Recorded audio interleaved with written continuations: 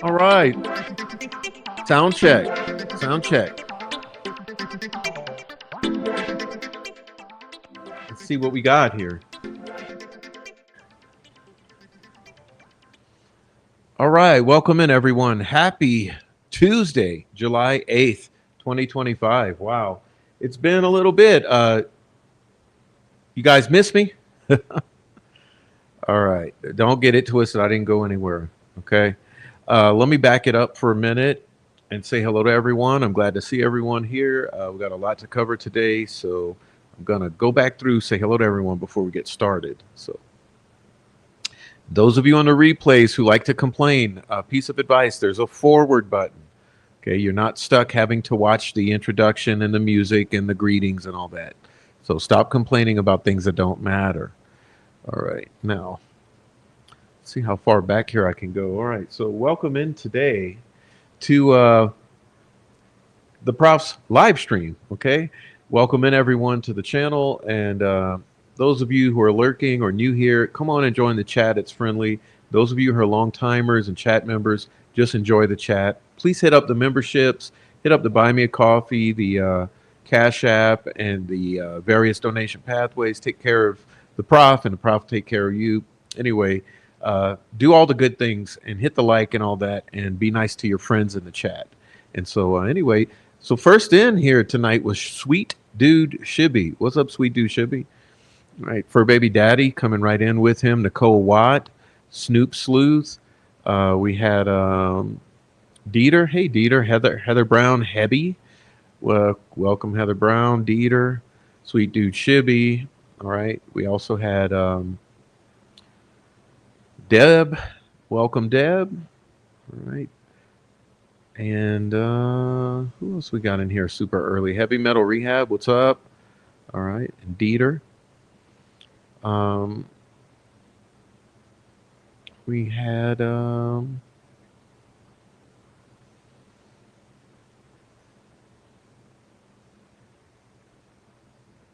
hey, Heavy Metal. All right. Dieter, Nicole Watt, again, Miss Deb, Snoop Sleuth, Sweet Dude Shibby, chatting it up earlier. Okay. Apologize for the tardiness. What's up, Dennis McKean? We get Dennis McKean here. All right. We got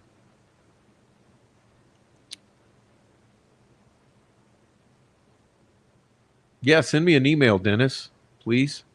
All right. Nicole Watt, artist formerly known. What's up? What's up?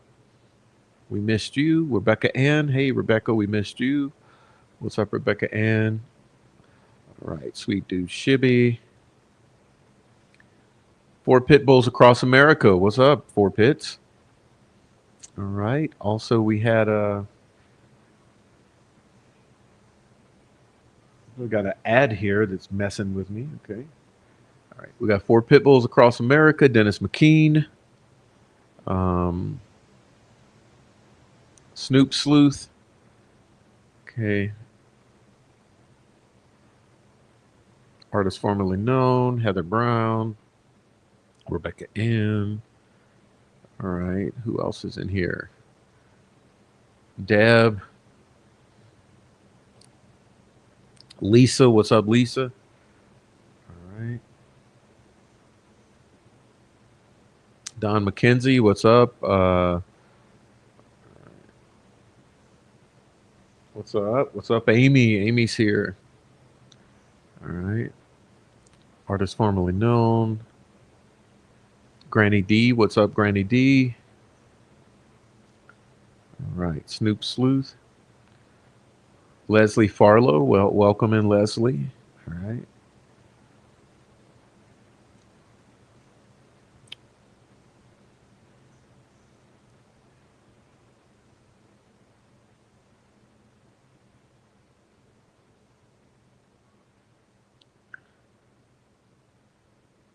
All right.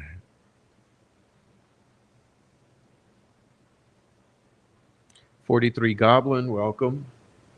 Okay, welcome to you. All right, Mino Dino, welcome in, Mino. All right, and we got it's a good old party in here. All right, Granny D, artist formerly known, Deb, Nicole. 43 Goblin, welcome in. Rebecca Ann, welcome in. Artist formerly known. Goose is Gammy, says late but still on time. Yeah, exactly. Heather Brown. All right. Aaron Town. Okay. We got Amy. Amy says hit up the pathways. Welcome, Amy. All right. Brenda Mays, welcome. All right. Nicole, Rebecca, Heather, artist for baby daddy, Rebecca, Gammy, Deb. All right. Kate U, welcome in, Kate U. Okay. Everybody. Court of Public Opinion, welcome. What's up, Court of Public Opinion? What's up, Miss K? What's up, Dom S? All right. Rhonda Holton. Good to see you guys. Sean Bianchi. What's up? All right. Heather Brown, Mino Dino, Gail Maher. Mayor. Gail Mayer. Can I not speak tonight? What's up, Gail? All right. All right. Mark Ellis. Hey, what's up? Hi, Prof and chat. Just got out of the hospital. Foot problem. Ooh, are you walking yet? Oh, sorry to hear that. Okay, Dennis McKean. All right, anyone else I miss? All right. All right. All right. All right. I'm still seeing you guys. The sound is good. All right. Nice to see everyone, says Gail. All right. Lisa, what's up, Lisa? What's up, Tiffany Trippier? Okay, boom. Paula Fitzhenry, what's up, Paula? Miss Pie Crust, what's up, Miss Pie Crust? Four Pits is reminding you all it's the greatest chat on the Delphi planet. Okay. All right, guys. So good to see everybody. Let's see. Leslie, what up? All right, Tripper, what's up?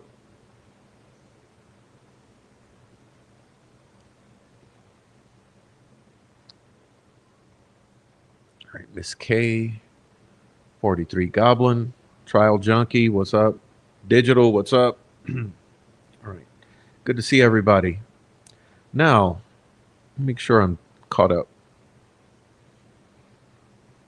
All right.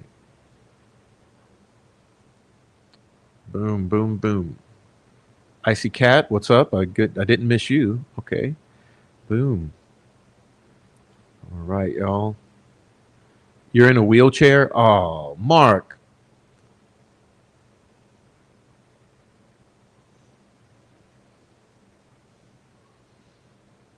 All right. Well, we wish you fast healing. Okay, fast healing. All right. Thank you, Tiffany. All right. Let's see. I think we caught up with everybody. All right. So yeah. Welcome. Look, tonight's a little different. We're going to work on some things. Let's see. Well, first of all, I wanted to announce that yesterday morning, okay, you guys can take a close look at this. Now, don't let anything be missed, okay? Don't let anything by you. Pay attention. All right. So as you can see, July 7th, 2025, 2 a.m., FBI Indianapolis went ahead and made this post, and they followed it up with a release, which I'm going to read to you momentarily. Yeah, big news this week is that FBI says they have something interesting here, and so I wanted to start with that tonight. Okay, so let's see. We're going to pull this up here. Let's see. This is from WRTV, who says, fresh set of eyes. FBI investigators want to speak with residents in Flora about the 2016 fatal fire. Okay. New quest into deadly 2016 Flora fire investigation sparks hope for residents. Again, this is 2:01 a.m., oddly enough, on July 7th. A fresh set of eyes are now on the deadly Flora fire case with the new set of investigators. New set of investigators. That's important. Learn the language. The FBI and ISP will be in Flora starting on Monday morning to speak with residents as part of the ongoing investigation into the 2016 fatal house fire that claimed the lives of 4 young sisters, said the FBI. On November 21st, 2016, a fire claimed the lives of sisters 11-year-old Kayana Davis, 9-year-old Kiara Phillips, 7-year-old Carrielle McDonald, and 5-year-old Keone Welch. The cause of the fire was ruled arson, but no arrests have been made, and we're not confident it is arson anymore. The FBI says that they are reviewing every aspect of the case with a quote unquote fresh set of eyes. Important language. Learn to hear what they're telling you. Okay. Like I said, let's back it up a bit. Here it says a new set of investigators. Here it says a fresh set of eyes, and elevating their efforts in the investigation. Special agents, along with ISP detectives, will be going door to door. Even if residents were already interviewed or believe the information they have has already been provided, we are asking that they share that again. Something they remember, even if they believe it is small, can help. It could be something they saw, heard, or were told at the time of the fire or since. We ask they come forward and allow us to evaluate the information, an FBI spokesperson said. They showed up knocking on the door asking about what happened across the street, said Flora resident James McCoy. It was awful, just terrible, James Lucas, a Flora resident, recalls.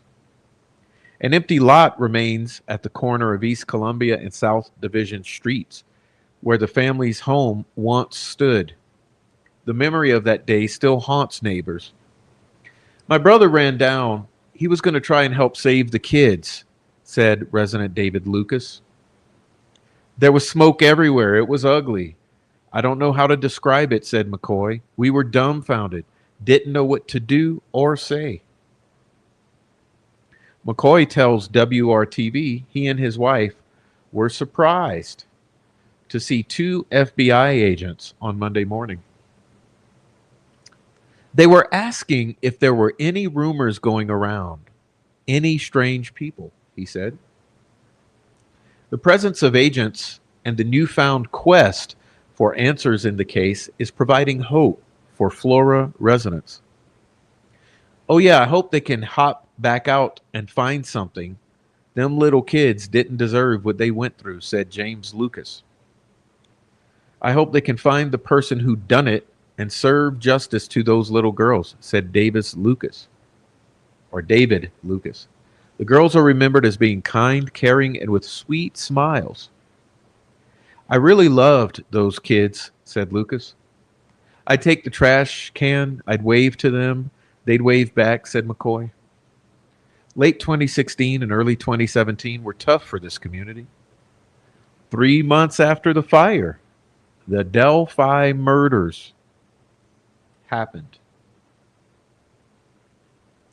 Another case with years of waiting for answers. It's been rough on the county here, said Lucas. Kerr County residents vow to keep the girls' names alive. They're memorialized. They're not gone. They are not forgotten. They are remembered. It's just sad, said McCoy. Additionally, the Indiana State Fire Marshal, along with the Internal Association of Arson Investigators, is offering up to $5,000, leading to the arrest of the person or persons responsible. Tips can also be submitted online or by calling 1-800-CALL-FBI. You may remain anonymous. Right?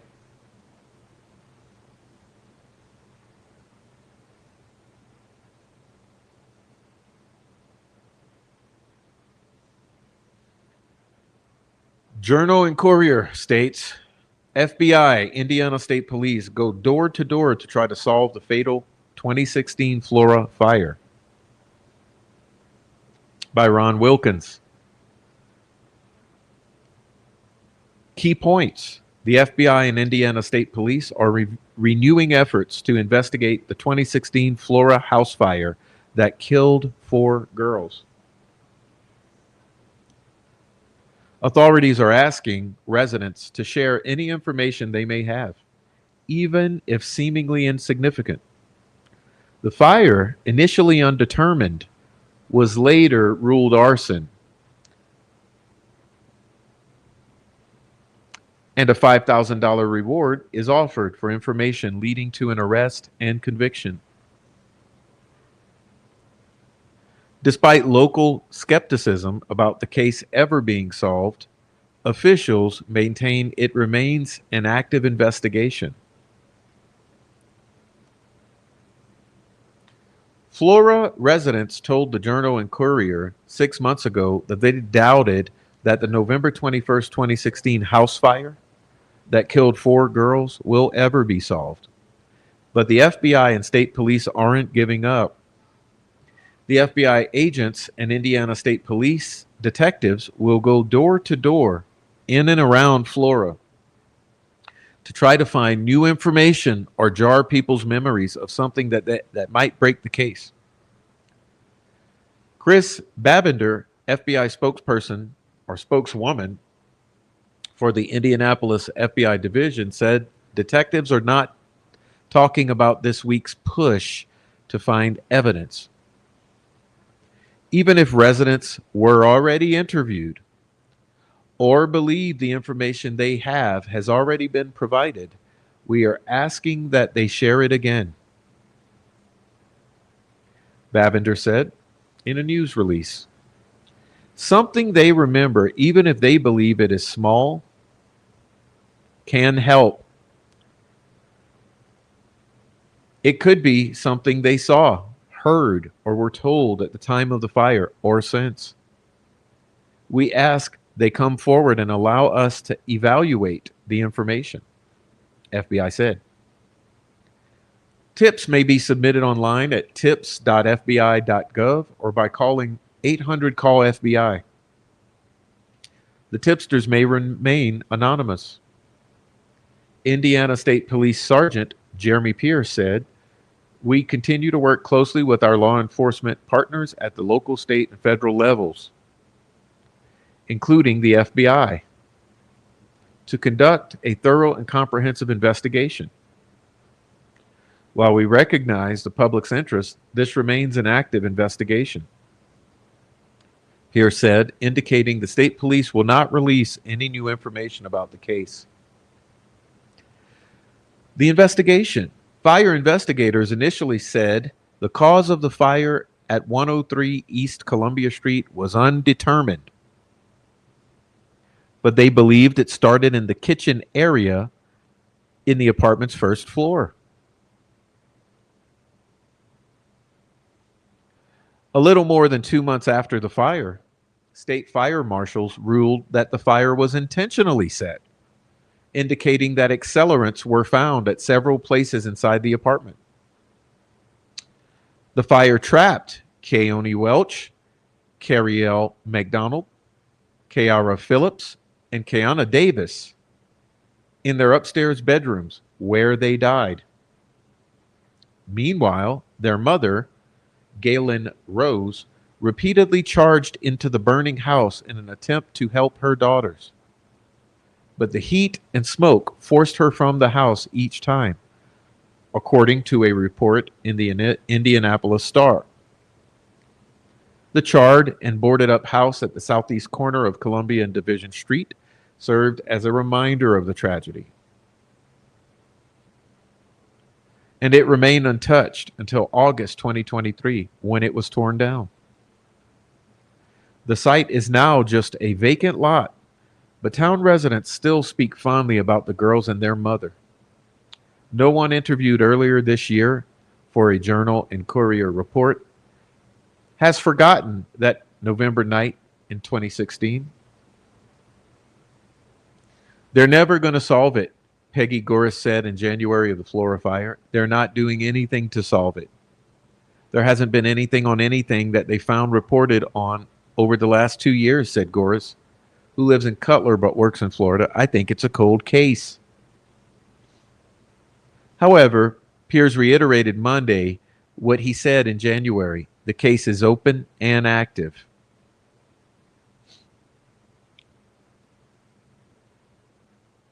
There is a $5,000 reward for information that leads to the arrest and conviction of the person or people responsible.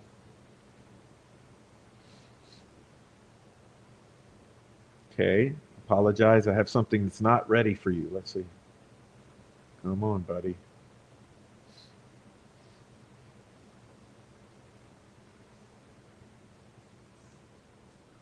All right, let's see.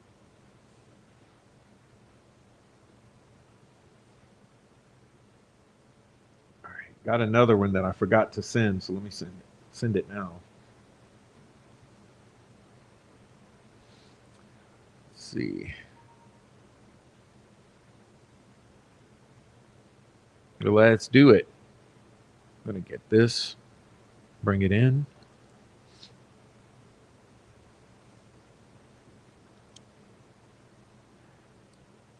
All right, this is from the FBI. It says, the FBI opened our own investigation after receiving reporting related to this arson a few years ago and have been working alongside ISP to lend additional resources to a very important investigation.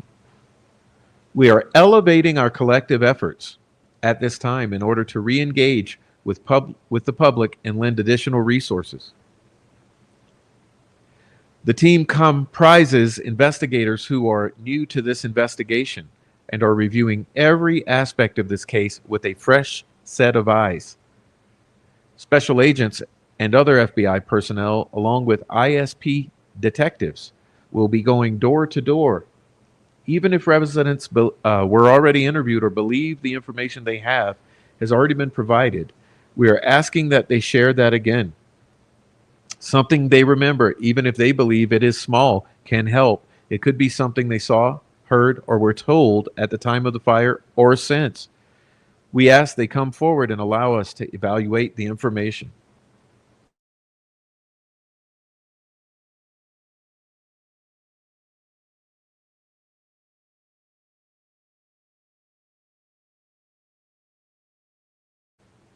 All right, so I think it's important to reiterate this is the official release here.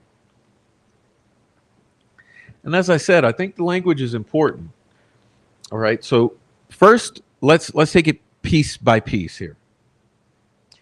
It says here, the FBI opened our own investigation after receiving reporting related to this arson a few years ago. Stop there.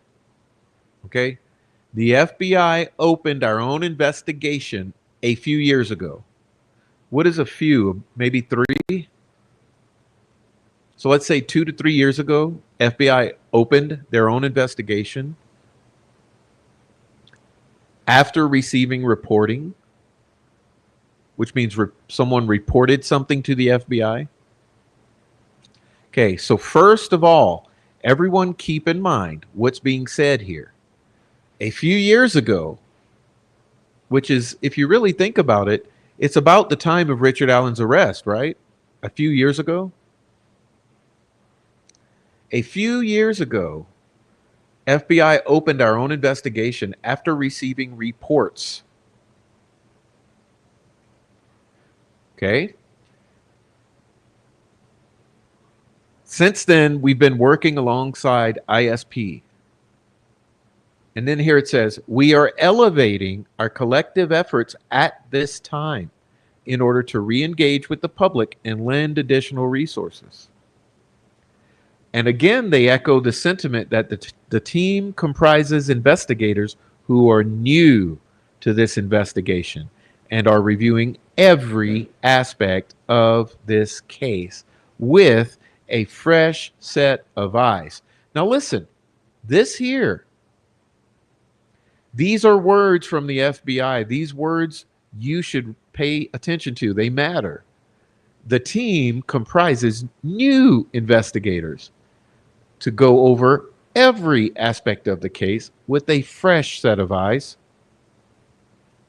Special agents will be going door to door. And this is key too. I said earlier, even if residents were already interviewed or believe the information they have has already been provided, we are asking they share it again, which means they want to re-interview every single person. Okay.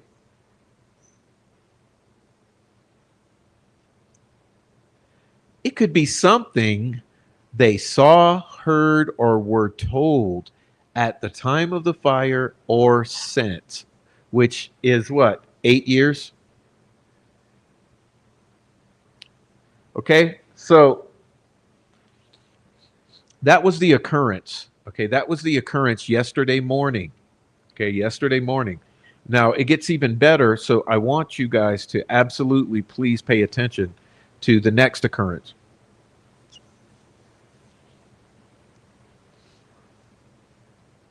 5 hours later, okay? Remember, let's bring you back to reality here. Okay, 2 a.m., 2 a.m., okay, 7 a.m., 7 a.m., FBI releases this.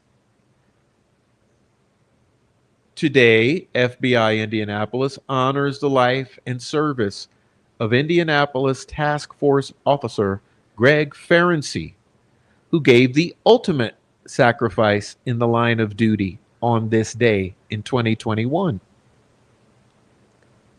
We remember his courage, his commitment to justice, and the legacy he left behind.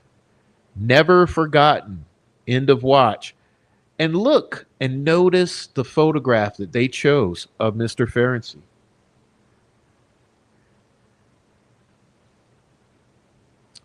Do you think they chose this very becoming, handsome, smiling, elated, excited, wonderful photograph of Mr. Ferenczi by mistake?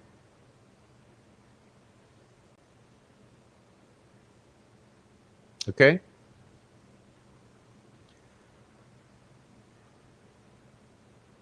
Erica shared this and said, while working on a specialized task force, Greg Ferenczi wrote a 27-page memo about the Delphi murders.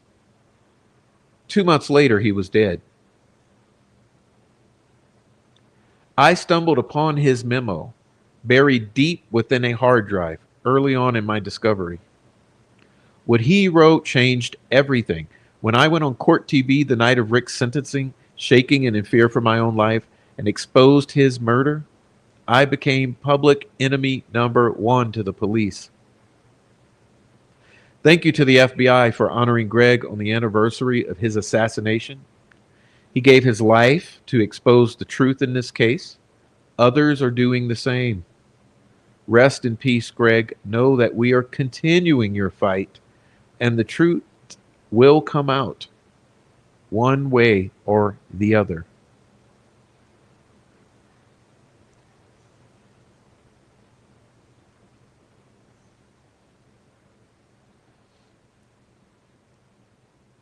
Another post from Erica. She says, the level of betrayal revealed in the last few days is astonishing.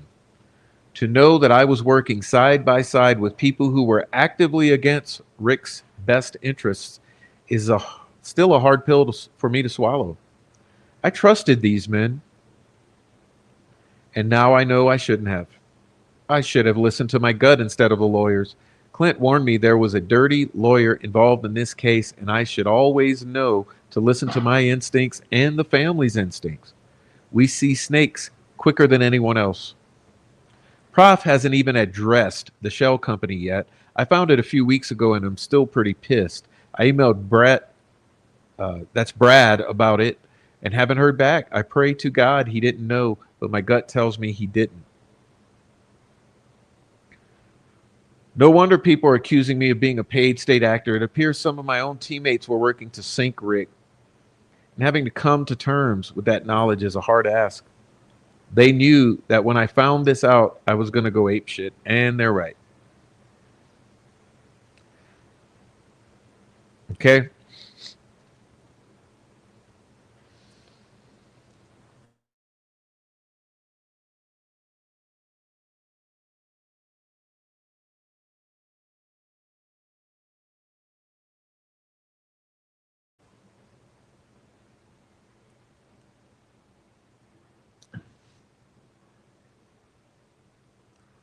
Now, I bet you this. I bet you there's some people in Carroll County shitting their pants right now.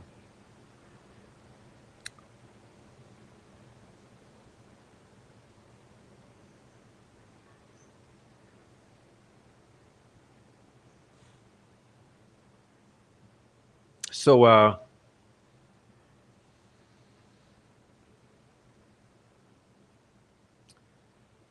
that's all I have to say about that. Am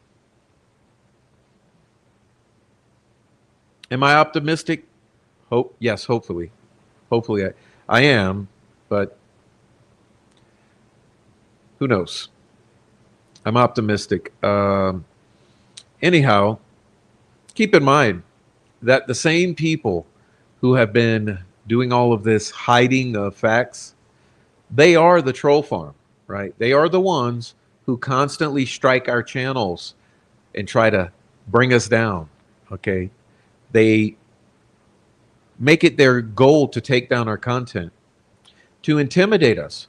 They send us death threats. They send us mail, right? They go after our children, after our relatives, our families, and our parents. The same people who likely know and had involvement in the events that transpired in Flora, Indiana, are very likely the same people who were responsible for the deaths and the cover up of the murders of Abby and Libby. Now, you got to watch these trolls because what they immediately did was they came in and tried to take hold of the community, right? So the ones as the primary Flora advocates, the number 1, 2, 3, 4, and 5, the number one group of Flora advocates, the people who wear the sweaters, who run the live streams, who have the license plates and the stickers and the t-shirts. The people who have taken hold of the narrative around Flora are also the same people who have tried to take hold of the narrative around Delphi, who constantly troll, harass, threaten, antagonize a lot of us. If you don't think that looking into Flora is important for Delphi, then you have another thing coming, okay? Investigating Delphi was never going to happen, right? However, a really true and independent look at Flora could possibly crack open the dam that has blocked any sort of transparency or a resolution in Delphi. And so when I say, there's a whole bunch of people shitting their pants in Carroll County, I mean it. And I'm glad for it. And I hope they can't sleep at night. And I hope they lay there tossing and turning in fear. And that their dreams are haunted. Because they know what they've done in the covering up the murders of those 4 little girls in Flora and those 2 little girls in Delphi. And I'm absolutely certain it's the same group of people behind it all, because it's the same group of people covering it all up. So when you see something like this,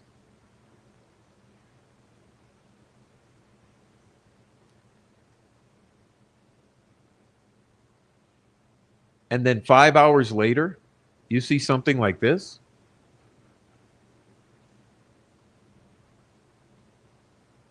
you need to receive the message that's being sent. And they can say all that they want. They can say there are no Odinists, there are no Vinlanders, there are no sons of Odin, there's no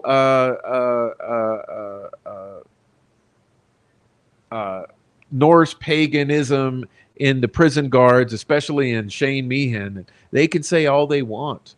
They can say there's no what do you call it, with the crime scene at Delphi. Like, there's no, they'll say there's nothing wrong with the crime scene at Delphi, right?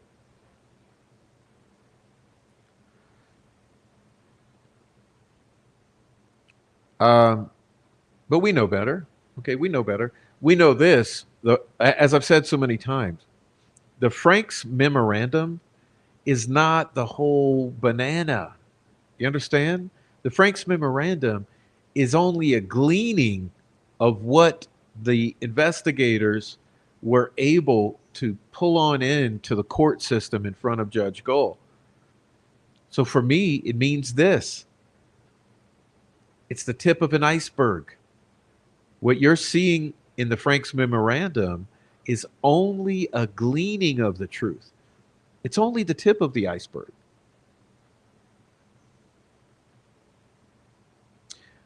So when you think of Flora, when you think of Greg Ferenczi, and when you think of Delphi and the Frank's memorandum and the Odinist and the 27-page report and all of this stuff, you have to be thinking about an aspect of society. Okay, in my opinion.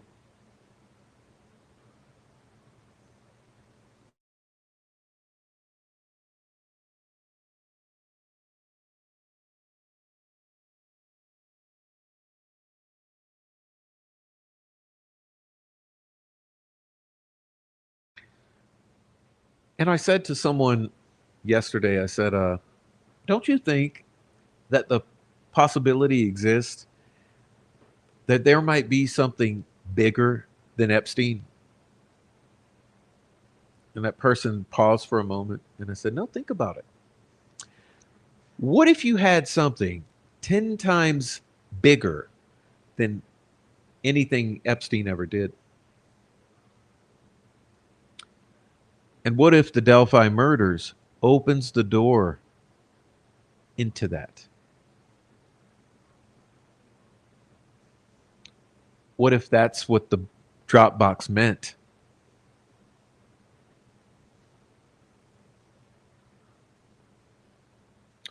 What if that's the bloodlust that Judge Diener was afraid of?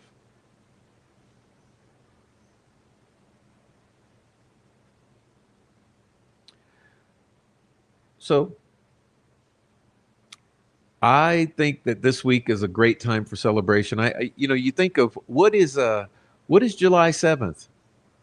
What is July 7th? 7-7. All right?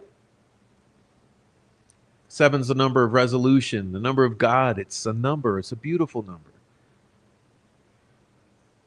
And so this month on July 7th, there was great news. And I know that most of you saw it. And I just wanted to share it here in case there's some who haven't, you know.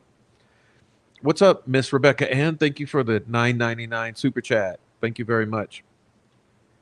All right. All right. So next up,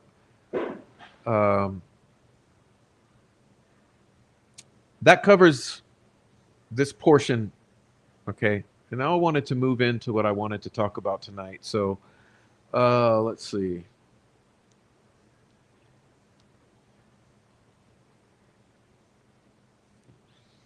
Let's start us off like this. Let's see. Larry Leith, the Kerr County Sheriff. I'm going to kind of go over some brief notes with y'all real quick, then I'm going to pass it on to the mayor. Hundreds of first responders remain along the Guadalupe River in Kerr County working to reunite families. The large search and rescue effort, including local, state, federal, and volunteer agencies, continue. As of 8 a.m. Central Time, 87 deceased have been recovered in Kerr County, including 56 adults and 30 children. Identification is pending for 19 adults and 7 children, with 1 additional person still unidentified. At present, 5 Camp Mystic campers and 1 counselor still remain unaccounted for. We ask private boats to stay off the Guadalupe River to allow search and rescue teams to operate without any interference. This is a tragic time for us. We're so grateful and thankful for all the resources that have been provided to us to do this job. And I can assure you we will not stop until this mission is complete. At this time, I'm going to turn it over to City Mayor.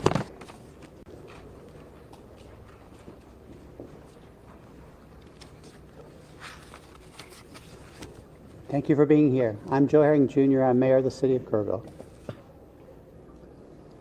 I want to reassure our community and those families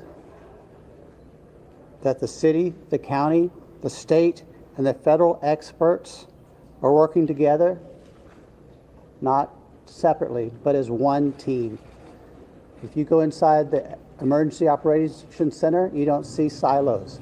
You see one team. I want to talk briefly about in-kind donations. The outpouring of generosity has been tremendous, and we are grateful. We are working on a new system to accept donations. And when those plans are complete, we will post them online on the city's Facebook page. We are grateful. We need a new system to handle the generosity of the world. Financial donations can still go to communityfoundation.net. That's the community foundation of the Texas Hill Country. Again, we are grateful for the generosity of the world. Over and over, I've asked you to pray. It occurred to me that I haven't asked you for what to pray specifically. Please pray for those who mourn, for those who wait, and for those who help. Now I'd like to call on Lieutenant Colonel Ben Baker.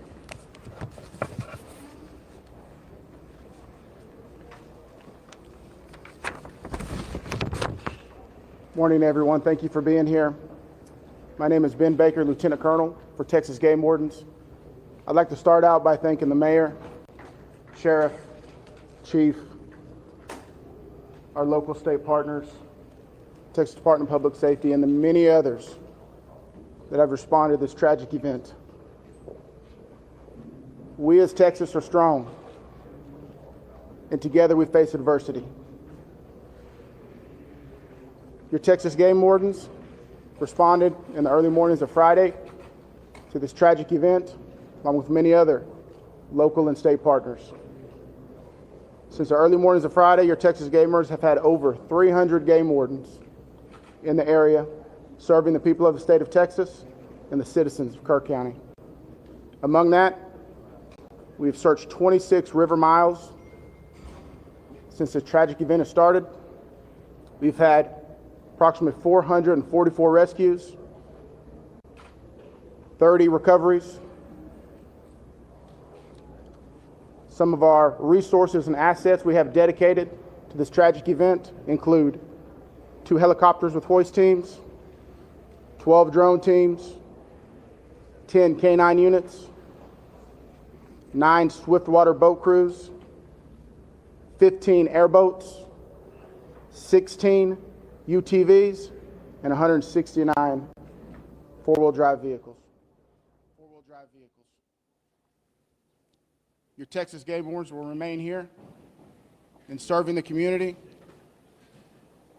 We just ask you to continue to pray for the victims, for the families, for your first responders, for everyone involved. We'll open it up now to questions, if anybody has any. Can you talk about how challenging it is for you guys in the mud, the big trees? What's been like the different terrain? No, thank you for that question. Extremely challenging. You know, we've got, of course, your Texas Game Wardens out there, your local, your state partners, Texas Task Force 1. We've got the National Forest Service out there. We've got A&M Forest Service. We've got numerous responders with specialized capabilities where we've got these large pile of debris. And with our K-9s and you know, when we're trying to make these recoveries, these large piles can be very obstructive. And to get deep into these piles is very hazardous. And those specialized teams have to go in there layer by layer because our first responders, also the safety of them is concerned. So it's extremely treacherous, time-consuming, it's dirty work, the water's still there. So we're having to go layer by layer, peeling these off to make those recoveries. So we're... What about mentally? Like, when you guys stumble across someone who may be deceased, how do you process that? Absolutely. We process it the best we can. We have professionals in place, our crisis intervention team. All the agencies have some members representing there, and officer wellness is a first responder wellness is a key component to these operations. So we're maintaining and monitoring our officer wellness, our first responder wellness. We're making sure they have the support. It's very tragic whenever you see human life, but to see a child in that loss of life is extremely tragic. More rain I have is a expected question. to come down west of us, and eventually it's going to get down to Guadalupe River. Is that going to put a halt to the searches? And if not, how are you going to change the trajectory of the search and rescue operations? So with the water coming down, that's always a concern, and I'm sure you've been monitoring the last couple of days where we've had some reports of maybe some additional water coming in. Obviously, that's going to impact the search and recovery efforts.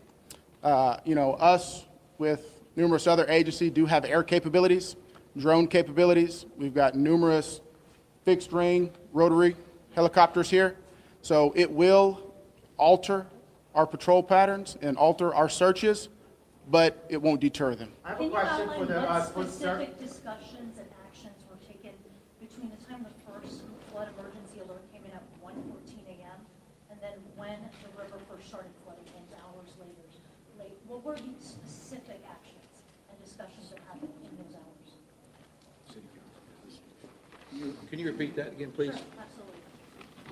I would like to know if you could outline, please, what the specific actions and discussions were that local officials took between 1:14 a.m., that's when the first flood emergency alert came out, and hours later when the river first started flooding. What happened in those hours? What I can tell you, when I was first notified, it was around the 4 to 5 area. One of my sergeants was in dispatch when the first calls started coming in, the actual 911 calls come in. It was between 4 and 5 when I got notified. Okay, but prior to that, in that 3 to 4 area, my understanding is, and we're in the process of trying to put a timeline. That's going to take a little bit of time. As I've told you several times, that is not my priority this time. There's 3 priorities. That's locating the people out there, identifying and notifying the next of kin. That is what I'm taking as my job as sheriff here to do. Okay. With all due respect, sir, I think that the community here is asking these questions. What happened? When did it happen? Was the emergency manager awake at the time? Did they push the button to issue an emergency alert? Sir, it's not that easy when you just push a button, okay? There's a lot more to that. And we've told you several times. So did it happen, sir? I can't tell you at this time. You're getting a little heated there. Getting a little heated. Okay. You can't tell me if the emergency manager of the county actually issued an emergency alert. Okay, Sheriff, who Shimon, is just give me a second. Emergency Answer the question. Operations Center? Who Let him runs answer the question. the Emergency I'll come back to you. I'm Thank going nowhere. Appreciate it. Who runs the Emergency Operations Center? We have a communication center, a dispatch, okay? We have a communication center. That's where the calls actually go to the police department, then they're forwarded to Right, us. but leading up to this, in monitoring the weather, there's, in any large city, in any state, there's an Office of Emergency Management that is monitoring the weather, that is watching and listening and getting briefings. Who was getting those briefings in this city, in this county? Who was receiving that information? And who would have ultimately made the decision to evacuate, hearing what was coming in from the Weather Service and other? Okay, what we would have done when we get notified, okay, I'm gonna tell you. You're not emergency management though, right? The sheriff's not EOC. No, there is no, I meant as the city. Yeah, help me with that. So we understand you have many questions. Right. Hang on. No, I understand, but you're not gonna answer the question because that's up to the city manager and the mayor to answer those Correct. questions. County emergency. We understand you have many questions. The judge is not here. We understand that, but right now, this team up here is focused on bringing We people understand that home. too, but there are a number That's of our focus. questions that are All those leading up to questions this. will be answered, but the priority right now It seems like you're is bringing people home. We totally understand that, and we value the incredible work that is being done by those first responders, We're seeing them out there muddy and sweaty and grinding it out day after day. But your community is asking these questions. And we will get answers. Manager in the county, Right now, all of our resources are Who focused Should be able to answer recovery. Who was in charge of the emergency operations center at the time that was getting any briefings? Do we have another question? if any I briefings? do. I think I'd like to focus on what local people can be looking for. We're looking at some erosion in roads and safety and then traveling. What can we tell people who live here right now and what they could do in their daily life? Should they worry about traveling on roads? Do we know anything about that infrastructure? Sure, absolutely. Jonathan Lamb, Kerrville Police Department. So we know that there's substantial road damage. Some roads have been closed for safety. We've got crews out there in the county shoring them up and making sure that people can travel to and from. What we're asking for the public to do to assist us is if they believe that they have seen someone, a victim, notify emergency services. Call 911, let us know, or use our non-emergency numbers, area code 830-257-8181. Contact our dispatch team and we will send officers out there. We also ask folks to limit their travel. Our first responders have had a very difficult time getting to where they need to go because of the amount of people who are flooding our roadways. We understand there's natural curiosity. People want to come here and see the flood damage. Now is not the time for sightseeing. This operation is ongoing and continuous, and it will continue. I've got time for one more question. Last question. As far as I know, the last live rescue, unless there's new information, and I don't believe there is, was made on Friday. All right, I'm afraid that's going to have to do it for this morning. Can someone answer if the bodies have been released to the families, Sheriff? Excuse me. Have the bodies been released to the families? Some. I mean, they're at autopsy. I mean, You're still missing. Do we have an estimate among the general population, not just the girls from Mystic, even just credible reports? Is it hundreds still? Is there any estimate among the general population of how many people? no. I've told y'all several times, it's hard to know that number. No, we don't. I know the numbers that we have found, and that's all I know. You still don't want to tell us who was All right, so we're going to continue our operations. The next time that we're going to be in front of y'all will be at 5 p.m. right back here. If there is a critical update, again, we'll provide that information to you through the contact list that you have provided to us. Thank y'all. We appreciate it.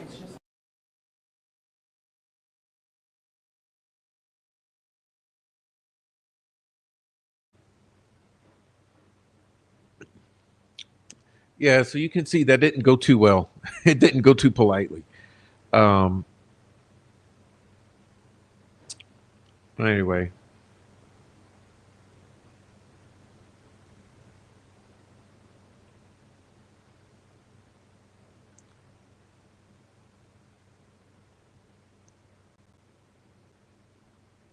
All right, so I'm going to keep going before I say much. So let's see. Well, that was the latest press conference. But let's look. I wanted to show you this so you can understand some things about it too. I want to show you that all morning long, I have been taking notes. I have a ton of notes that we're going to be going through, bullet points on the watch and warning timeline from the National Weather Service. So it's the San Antonio and the Austin offices that do the entire surrounding area. So Texas Hill Country is included in that. And I think a lot of folks, you know, I've seen questions come up. Was there enough lead time? Were there enough warnings? And I can tell you, yes. The National Weather Service 100% did their job in giving the watches, the warnings, the information that needed to go out. You know, after that, I can't speak to what happened, and I don't want to get into any of the politics, but I just want to go through exactly what we saw. So, want to start on Thursday, July 3rd. And like I mentioned, I have graphics that are going through each and every one of these. So you can see that this is coming down, again, straight from the National Weather Service. They issued a flood watch. So I have the exact timing, 1:45 p.m. on Thursday, July 3rd. They issued its first flood watch that would continue until 7 o'clock in the morning. So again, this was 1, 2 o'clock in the afternoon Thursday, and it was going to continue until 7 a.m. Friday. Basically, what it's saying there is portions of western hill country and some other areas could be seeing anywhere from 1 to 3 inches of rain, and then isolated amounts of 5 to 7 inches. Okay, so let's fast forward to 2:28 in the afternoon. We have what the National Weather Service was calling a situation update. And I do have a picture coming up at the next slide, so I'll show you kind of what that looked like. But it was basically a PDF. So several slides or graphics explaining, hey, the situation has increased in intensity. Meaning, so less than an hour later, less than, about 45 minutes later, they were saying how the flood threat is increasing, and they went through details on what is a flood watch versus what is a flood warning, a flash flood warning, a flash flood emergency, which we ended up having 9 in total. And I'll have more details kind of on that in just a moment. But then they also talk about the flood threat at night, and how that's very different from a daytime flooding event, because A, you can see it, and at night, B, you're sleeping, maybe you don't have your phone on, your phone died, whatever the dealio is. So at 2:28 in the afternoon on Thursday. Did she just say dealio? Lady, can we try to be professional here? They said, hey, it looks like this is going to be a bigger and greater situation than what we had initially thought. So then come 7:51 in the evening, again, Thursday, they expanded the flood watch. The area. So at first, and I'll go back to the graphic really quick, it was just this small area. Well, it was eventually extended to a larger area. Same time, 11:41 p.m. was the first flash flood warning, and that was in Bandera County, so just to the south of where Kerrville is. So I want to show you the pictures that I have here. Don't know why I was turning my page yet, but we have that situation report that I mentioned. So there were several different graphics, and I just put 2 on the screen, but they had several saying, hey, what has changed? That the flood, from the first briefing of the event, that the flood watch was expanded into hill country, but also that we could be seeing even heavier rain, so that there was a marginal to slight, so a 1 or 2 out of 4 risk for that flooding. So they were kind of looking at the model saying, hey, this is looking to be a bit more intense than we had originally thought. And then you can see this graphic on the right, flooding at night. Sometimes it's difficult to see during the day, but it's impossible to see at night. And that is the truth. Especially with this wall of water, you probably couldn't even see it coming. Did she just say truth? Coming in the daytime because of just the meandering and hills and valleys that we have in the area, but something that we're watching closely. Okay, so now we're into July 4th. This is.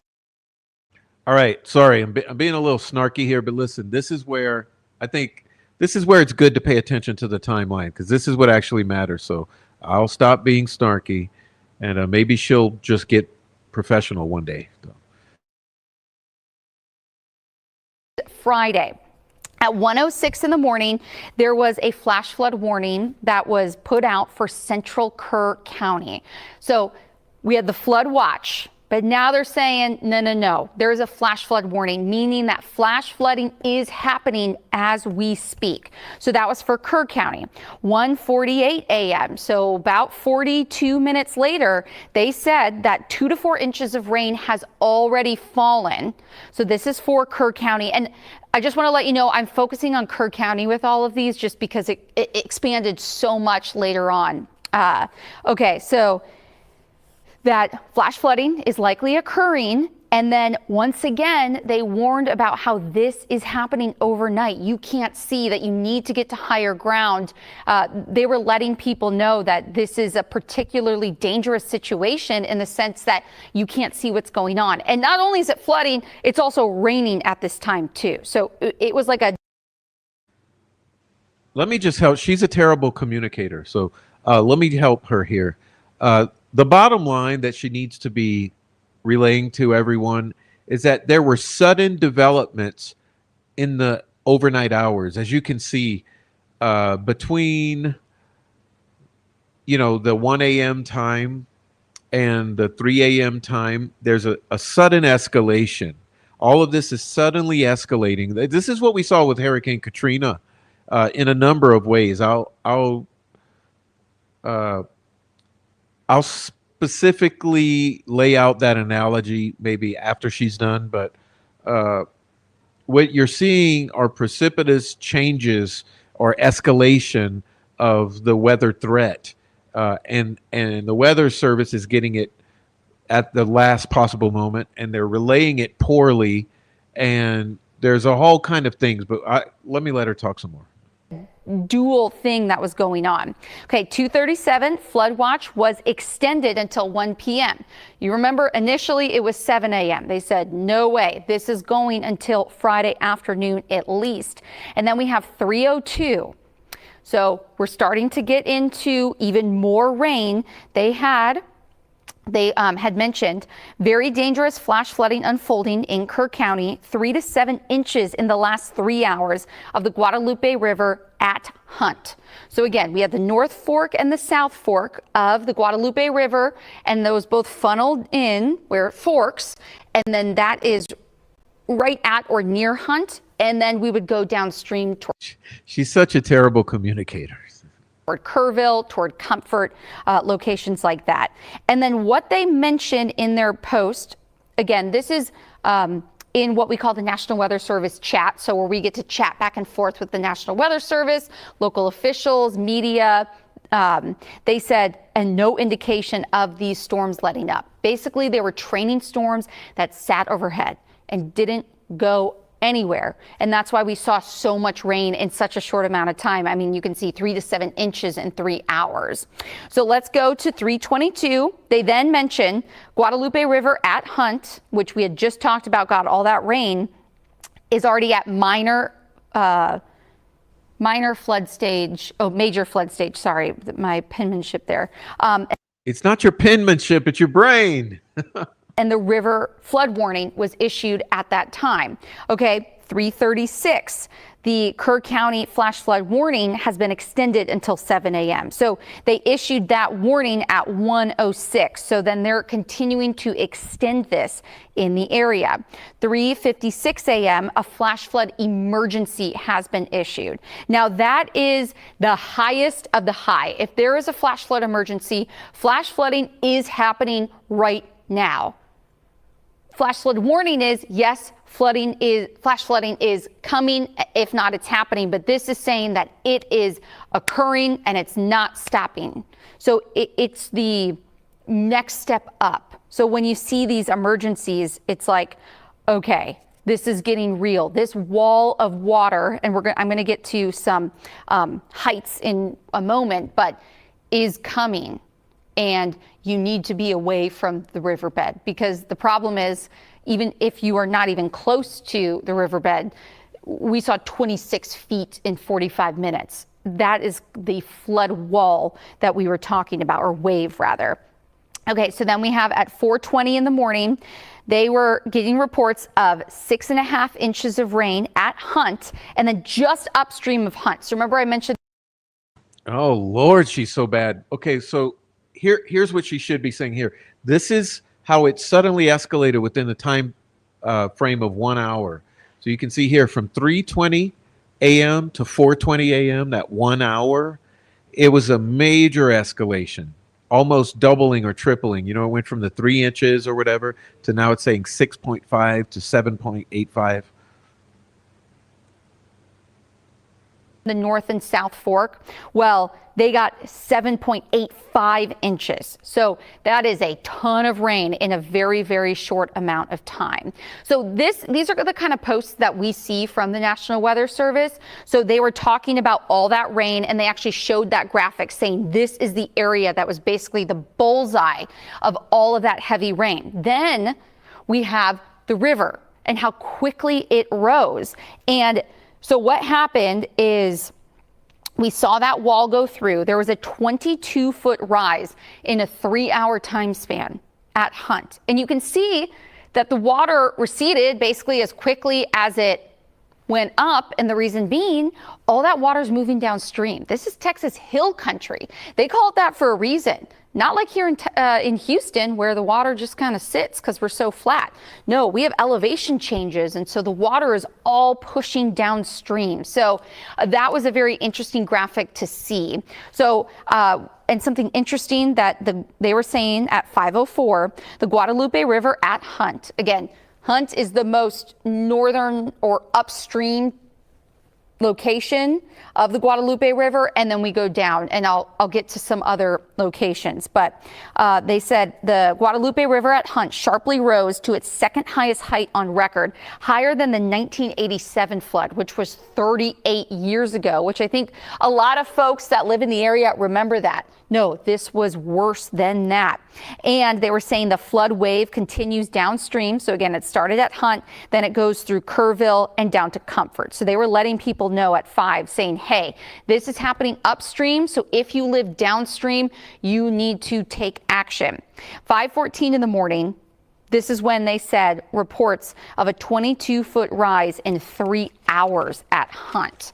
Now, this last bullet point that I have on your screen here, 5:36 in the morning, flash flood emergency along the Guadalupe River at Hunt through Kerrville and all the way down to Center Point. Okay, then something else that they put out here was that a wireless emergency alert, so a WEA, was sent out to cell phones for residents and campers along the river. So this was 5:36 in the morning. You know, I don't know, to be quite honest, I don't know much about the wireless emergency alerts, but I assume, and you know, I'll get clarification on this, but it's very similar to what like an Amber Alert would be. Like you get notified, like your phone starts making that noise, and I assume that it's GPS because it said to residents, but then campers who were along the river. So, you know, that alert went out at 5:36. So then let's head over to 5:42, and they are saying along the Guadalupe River at Hunt, more than 7.5 inches of rain in total. So by the 6:30 half hour, flash flood emergencies are ongoing in the area. Get to higher ground. Then we head into your 7 o'clock hour. Flash flood emergency was then extended downstream on the Guadalupe River from Center Point to below Comfort. So passing through Kerrville and all the way down to these other 2 locations. So in the 7 o'clock hour, that's when the sun came up. And that's when on our little chat, I start seeing pictures, because I was working on this morning, of all of the flooding coming in, because obviously a lot of this happened, and that wave that was moving downstream, you know, it happened at night, so it's difficult to see pictures. We do have some time lapses on our website that is a great resource, but that's when we start to see the pictures of the flooding and the rapid water that is moving down the Guadalupe River. Okay, so let's get on with it. Go to the next graphic here. So then it's 8:09. The Guadalupe River at Hunt, the gauge is actually flooded out. There was an area that tracks how much water, how much rain. It basically got destroyed by the strong currents. So then we started losing info of what was happening up there. But just before 10 a.m. on Friday, the Guadalupe River at Kerrville said that it preliminary crested at 36.58 feet. That is huge. That was in a very short amount of time as well, just how quickly that water came up. Then again, just a few minutes later, the flood wave did finally reach the Guadalupe River at Comfort. That's where we had 26-foot increase in the river level in 45 minutes. So major flood stage, you betcha. 45 minutes. I mean, you think of how long it takes you and your family just to get ready to go to church. I mean, 45 minutes to try to get all of these people out and away from the river. I mean, that just shows how fast this water was moving. It picked up and it moved downstream and took things with it, unfortunately. So then we head into People, your 10 o'clock hour. living River children. flood warning went out Guadalupe River at Spring Branch, and they had a rise of the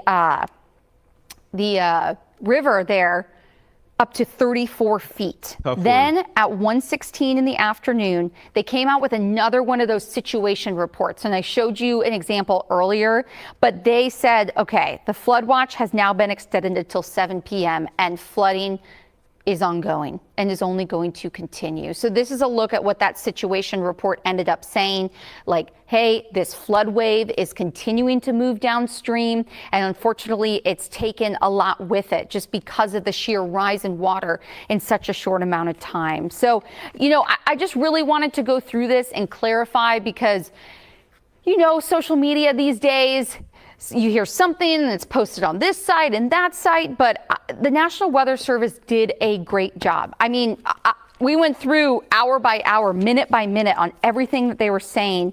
And, you know, going through, they had extra folks there. They were getting these warnings out. And I think it's just hard because we look at this storm and it was the perfect storm in the sense of the timing. It was a holiday weekend. Think of all the people that have maybe never even been to Texas Hill Country, let alone know that the river could flood like that, that it was at night, that you couldn't see that it was coming. And, you know, if your phone is dead, you're not going to get alerts to it. So 80. you need a NOAA radio. That's so important. You don't need GPS, and it's going to tell you the warning out loud in your ear loud, wake you up from a deep sleep. And actually on social media, I went through and posted, you know, different terrain here in Southeast Texas, Houston area from Hill Country, obviously, but I did post an explainer on how you can get alerts here in Harris County of if there is a flood in your area, how you can get those notifications. So all right. Oh God, I'm not I'm done. going to show you that all. Let me just say, or she did a terrible job, but I guess what I wanted to say about that is look at the That's where we had. Okay, you see what I mean here? Look at the information overload. This is the problem here. Look. Okay, so back it up. Okay, so look, she's showing the goddamn, okay, this is her timeline, right? She's like, yo, all of these warnings come out from Weather Service, bop, bop, bop, bop, bop, right? Then she's like, and then there are these warnings, bop, bop, bop, bop. And then there are these warnings, you know, which is bop, bop, and then bop, bop, bop. And then there are these warnings, bop, bop, bop, bop, bop, you know. And then these, bop, bop, bop. So you see what I mean? That I don't know what the fuck kind of convoluted process or logic or I don't know. I think this weather service needs to get their shit together in terms of if you're sending out, what was that, 15 alerts? Okay, if you're sending out 15 alerts in the 12 hours prior, don't you think people are going to be starting to ignore? And there's this meteorologist who I was watching yesterday who brought up this great point. He called it alert fatigue. He called it alert fatigue, that people, their phones go off obnoxiously loud. You know, when you get the alert, it's obnoxiously loud. And then it's a nothing burger. You look at it and it said it's going to thunderstorm. Oh, okay. You know, and then imagine if you're just having every hour another fucking alert, right? Another alert, another alert, another alert, another alert. You're going to be ignoring for a large part, or for the most part, what's going on here. Whereas actually, and what she was referring to at the end is the weather radios, but with the concept that if you have something, or even if you have let's say the Weather Service wants to issue alerts, well, that's fine. But how about issue only the most important urgent alerts? Issue one that says, warning, there's an extreme probability of intense flooding in the next 12 hours. Everyone is recommended to evacuate.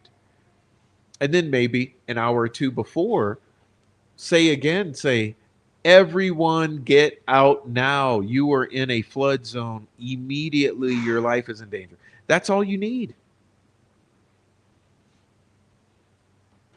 And I think that my takeaway from her timeline here, because what she's showing is a timeline of the Weather Service alerts. It's mundane. It's overkill. It's too confusing. I mean, I'm confused looking at all of this. You look at all this and you're like, well, what happened at 8? What happened at 9? What happened at 10? Okay, and then you say, oh, well, what else happened? What happened at 5, at 6, at 7, at 7:20? What happened here at 3, at 3:56, at 4:20? What happened at 1, at 1:48, at 2:37, at 3:02, the day before? Like, it's too much. It's overkill. So that's my takeaway.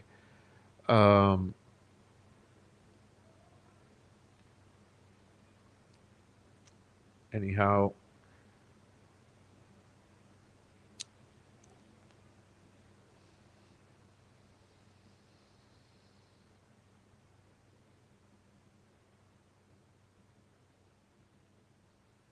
that's what happened for Alabama with the tornado warnings.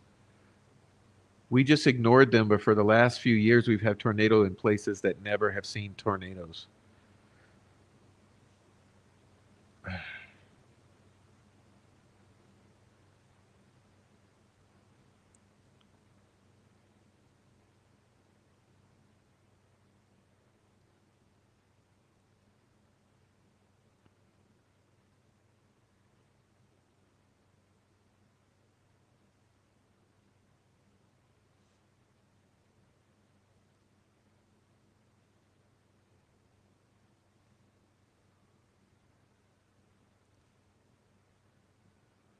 So I wanted to play some of this footage. This is some overhead footage we can take a look at.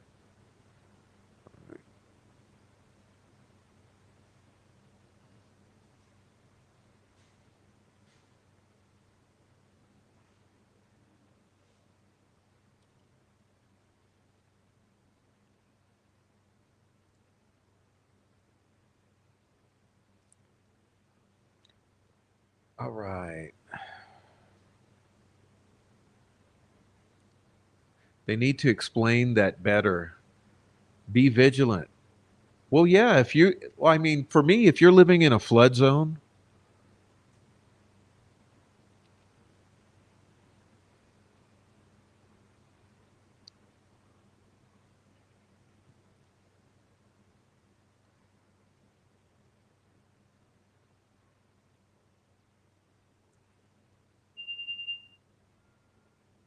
oh, just a moment, please.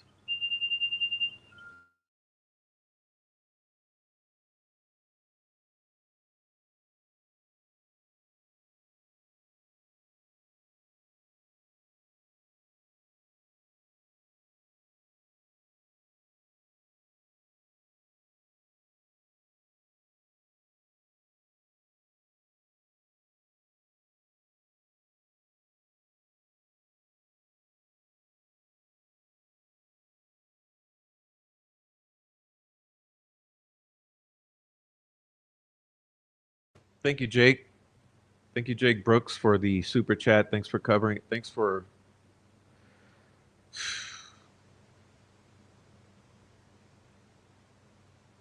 Yeah, thanks for being here. It's like I think that the solution that I heard proposed that I think actually makes sense would be something akin to tornado sirens, or air raid sirens. You get a bunch of sirens, and when the shit gets like this, you make the sirens blast.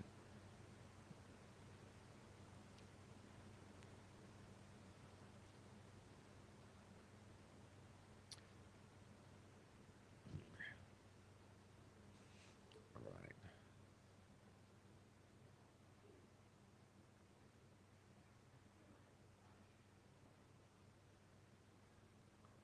Thank you, Jake. All right.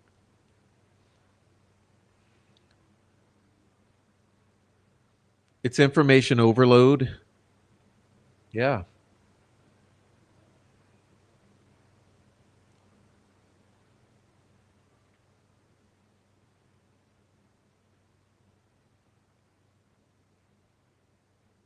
Yeah, that's good. I'm glad you brought that up. I forgot to mention that.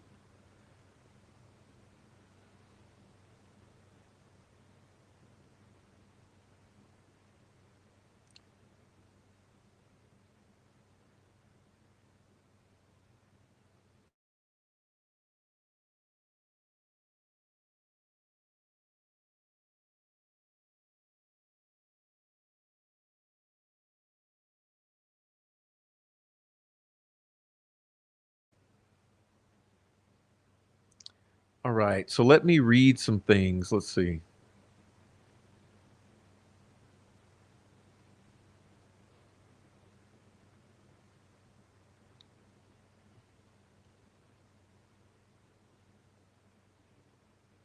Let's see. Let's see. I'm going to read this. It says Kerrville flooding. Kerrville was hit by devastating flash floods in early July 2025, July 4th, 2025, during the Independence Day holiday weekend. This event resulted in a significant loss of life with over 110 confirmed deaths across 6 counties, including 84 deaths in Kerr County alone. The flooding was caused by torrential rainfall, with some areas receiving up to 15 inches of rain. The Guadalupe River in Kerrville surged dramatically, reaching 34.29 feet, the third highest flood on record for the city. Which tells me this is the third highest flood on record for Kerrville. It sounds like it has happened before then. It should be no surprise. The rapidly rising water, more than 22 feet, caught many residents off guard, particularly during the overnight hours, because the rain came all at once. Okay, the floods impacted various locations, including summer camps that were situated along the riverbanks. The majority of fatalities in Kerr County included campers and staff from a Christian summer camp for girls, Camp Mystic. Kerr County is part of Flash Flood Alley, a region known for its susceptibility to rapid and severe flooding due to topography and soil composition. Again, the topography combined with the composition of the soil causes the waters to rapidly reach flood depths and push with a velocity due to the downhill nature of the water movement. The area's limestone hills lack deep soil layers that are needed to absorb heavy rainfall. This limestone layer leads to quick runoff and surges in river levels. Kerrville and the surrounding area have a history of devastating floods, including events in 1932 with a 39-foot flood, and 1987 with a 37.72 feet flood. This latter resulting in the deaths of 10 teenagers at a summer camp. This has happened before. Concerns about flood warnings and emergency preparedness systems have been raised following this recent disaster. Yes, hindsight is always 2020. Following the July 2025 flood, just days ago, extensive search and rescue operations were launched involving state, local, and federal agencies. More than 160 people have been reported missing in Kerr County, with an unknown number not reported, highlighting the challenges of accounting for individuals in the chaotic aftermath of such a flood. Shelters have been established for displaced residents and community members. Uh, Vigils and donation drives have been organized to support the victims and their families. The recent flooding in Kerrville serves as a stark reminder of the ongoing flood risks in Texas Hill Country and the importance of continued efforts in flood mitigation, preparedness, and emergency response. Okay.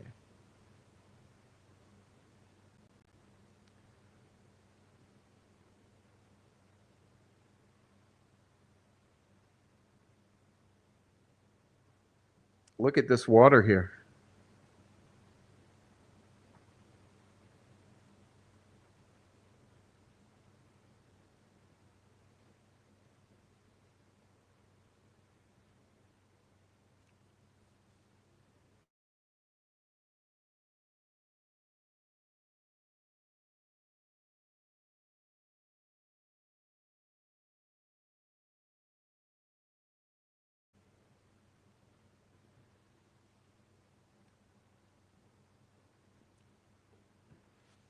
I saw a damn flip flop embedded in the trunk of a tree. Jesus.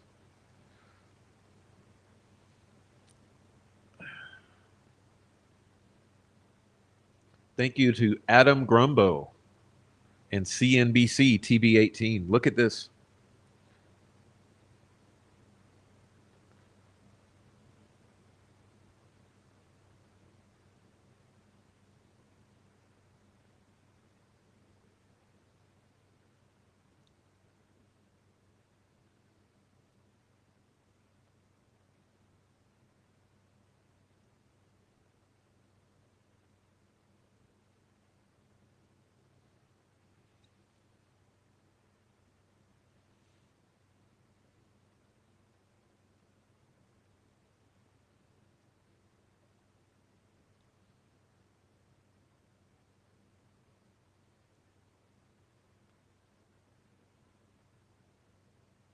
What's up, Swade Smith?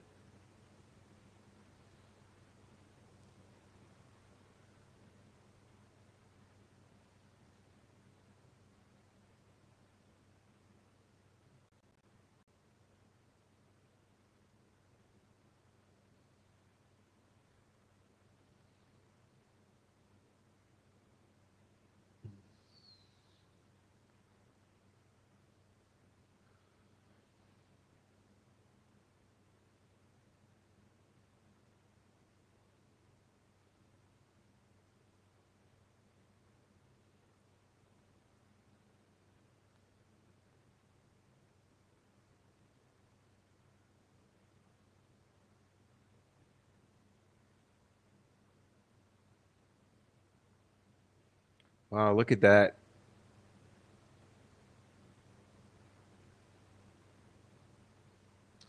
I mean, you got to feel for people.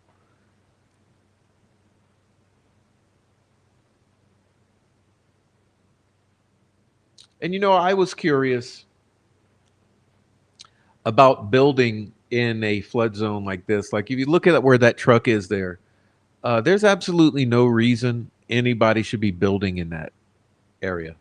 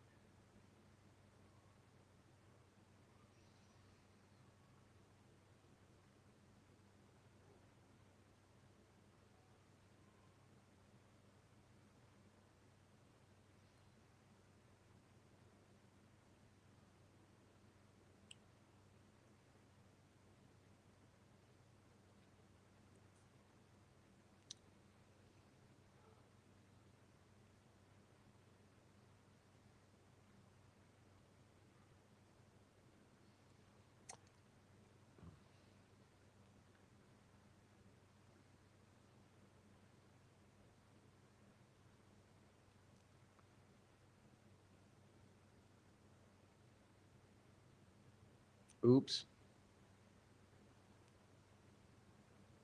I'm trying to get here. Let's see. Oh, yeah. Oh, shoot. Okay. There we go.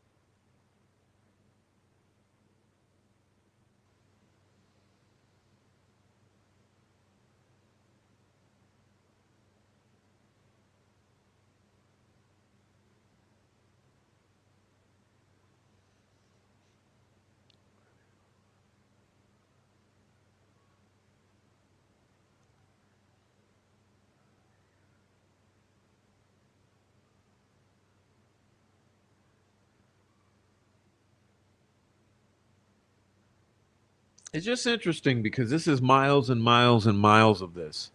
Miles and miles and miles and miles of this.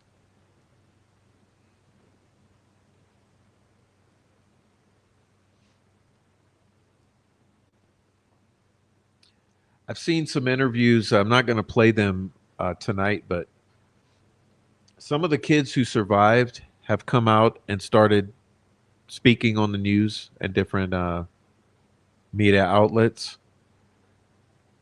And I think that what's hard for us to imagine is how this took place in time and how chaotic it was. Two of the kids I saw, they said that, so what it was like is that they said that during the night, as they were trying to sleep, it was the most incredible storming they've ever heard. Okay, they said it's just like an ongoing terrible thunderstorm, thunder and lightning and the rain just whipping, violent storm, violent storm, violent storm, violent storm. And they said the next thing you know, it was coming in the door. And they said then the next thing they knew, they were deciding what to do and they thought they would jump out the windows. And they said the next thing they knew, it was up to here, it was up to their chest. And that they were just able to jump out of the windows in time before the whole building got taken over. And then they were able to swim away from the building. And so just imagine at 4 or 5 in the morning before sun comes up, uh, that's what you're dealing with.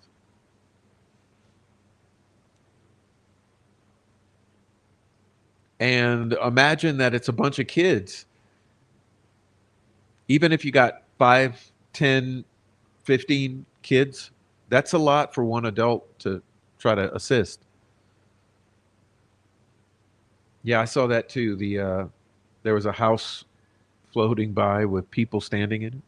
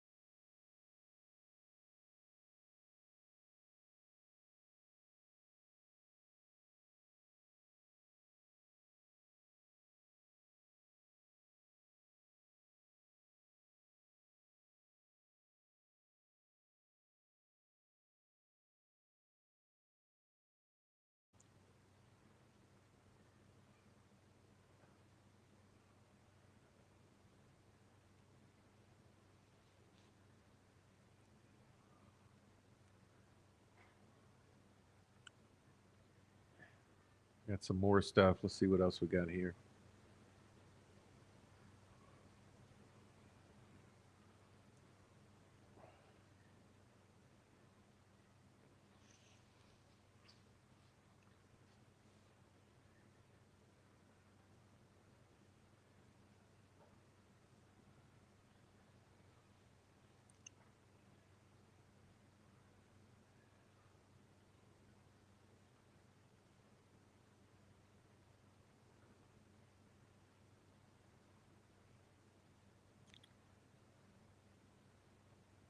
Yeah, don't ever punch through a window. You will cut yourself. Throw something through it. There's plenty of things you can throw. A chair, a lamp.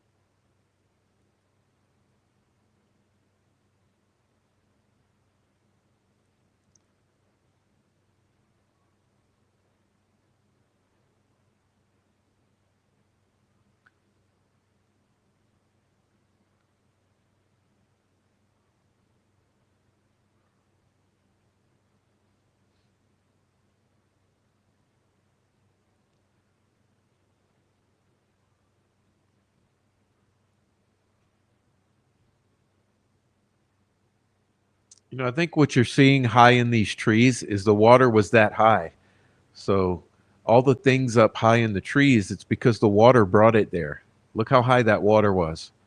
It was to the treetops. You see here? Let me see if that's evident. Okay, you see, if you look on the left and on the right, see all the debris going up the tree all the way to the green tops? That's how deep the water level was. You see that?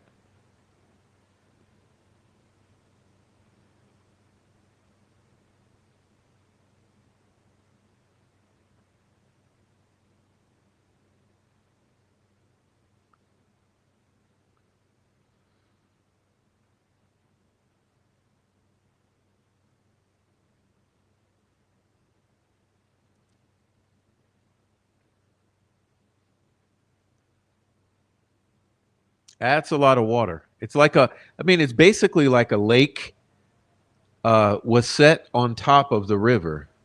You know, like a lake got placed right on top of a river. I mean, it's 30 feet deep above the top of the river.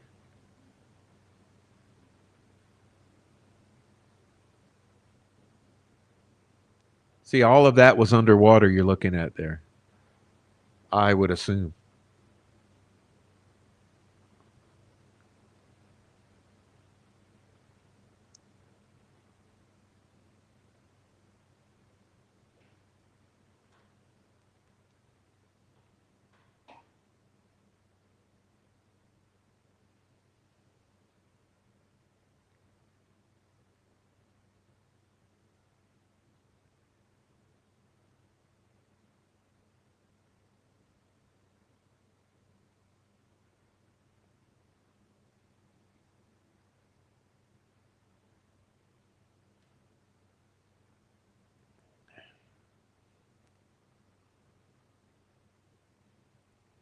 Oh, wow.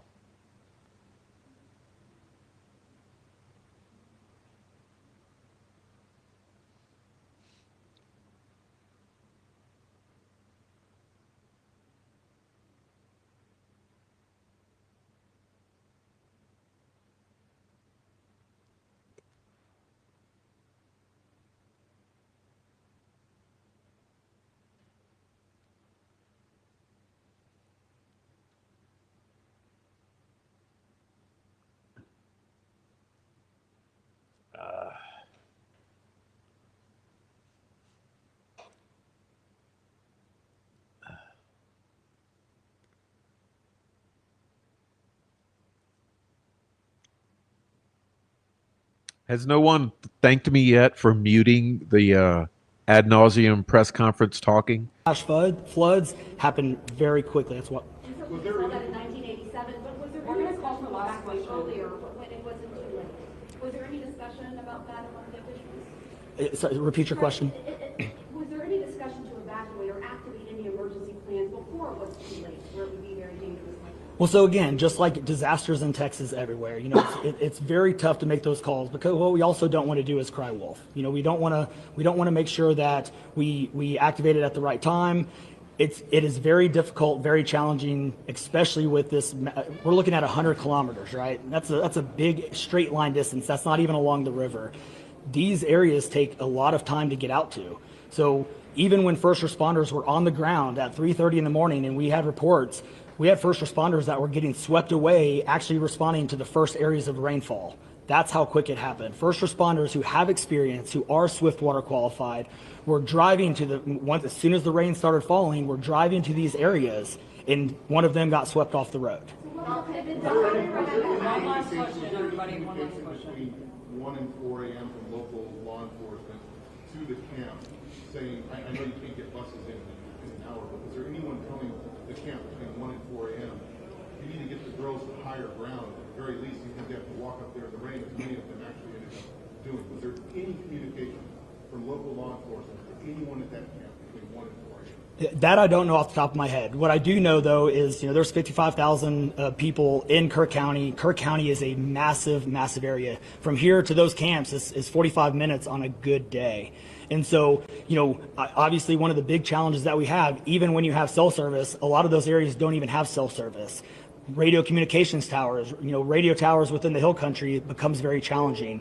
So there's a lot of areas, especially when weather comes in, where cellular towers are down or you already have bad service. So there's a lot of factors that play and a lot of variables in there. Let me stop it here. I wanted to say, for those of you who've been in rivers before, in water or in rapids, imagine the struggle. So I want to say, for anyone who happened to get caught up in this, let's say one of these children or some adult who is swept into this water, look at the way this water is moving. All right, look closely at the water.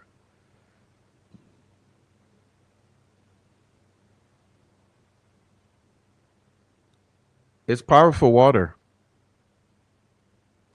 And you see that to remind yourself that there's also all kind of debris in the water. There's metal, there's trees, tree limbs. It's just unbelievable amount of debris in that water and a risk. And so you don't know what's going to hit you.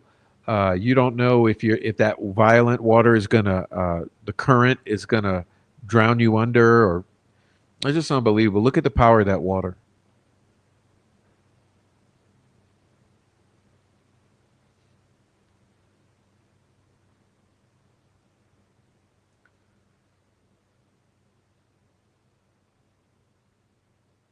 It's easy to I would assume it's easy to drown in that type of flowing water. It's not just a lake.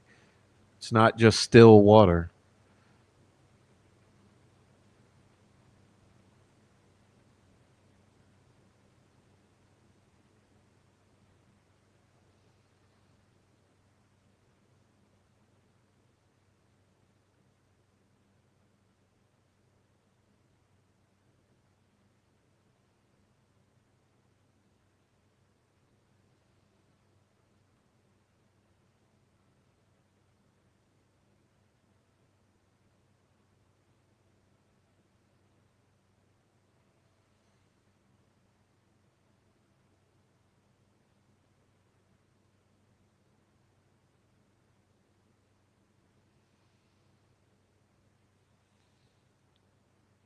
With the weather modification, with some of the rainmaker technology, working with farmland, do you think any of that, is there going to be any investigations into that, or can you communicate anything on that? Let me answer your first question. I'm definitely turning that second one over to him. So on the first question, with missing persons, so obviously we have the knowns, the can't miss it kids, which is the numbers coming down as the sheriff has stated, and then we have the unknowns, but we don't know what we don't know.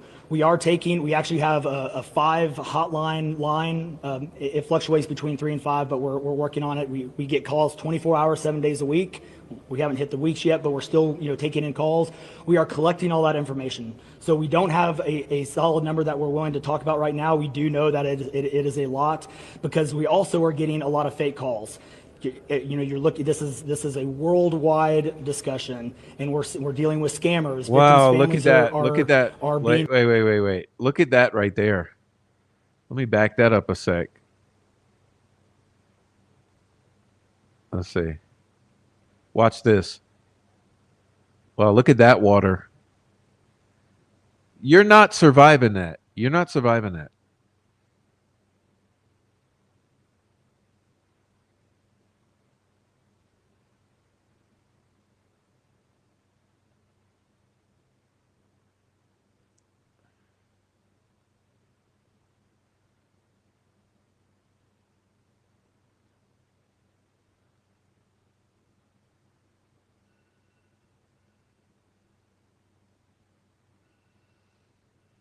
Look at it. And all the trees and shit. Look at all that. A 10. Look at all the 10. Let me stop it there. Yeah, look at all the 10. Like, that's going to slice you open. If you come across that, you're going to get all cut up from that. If the water's pushing you across that tore up 10, I mean, Jesus Christ, dude. It's hard to even watch this. Let me run it again. See.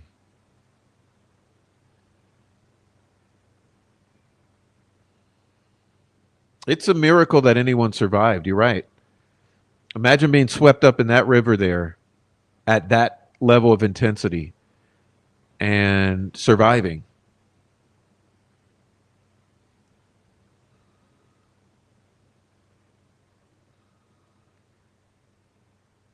Look at that. You're going to see the 10. Look closely. Yeah, look all that. Imagine.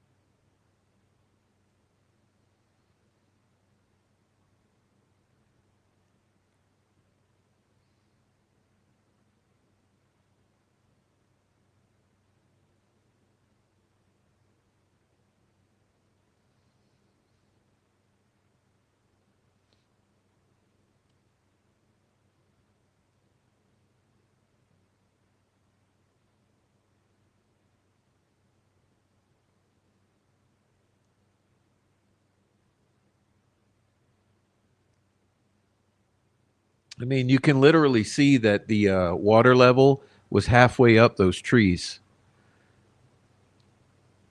That's incredible to think. Yeah, halfway up those trees.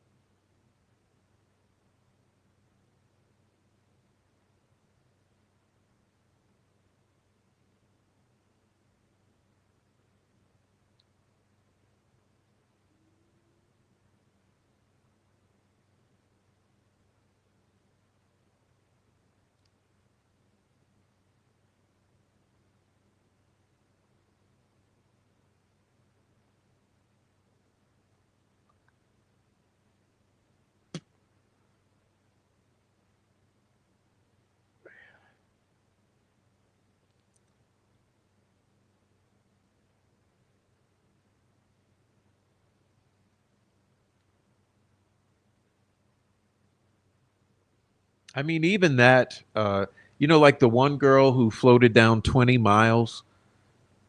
Like, did you guys see that? The one girl who floated down 20 miles before she latched onto a tree. And they said she went over several obstacles. Just imagine.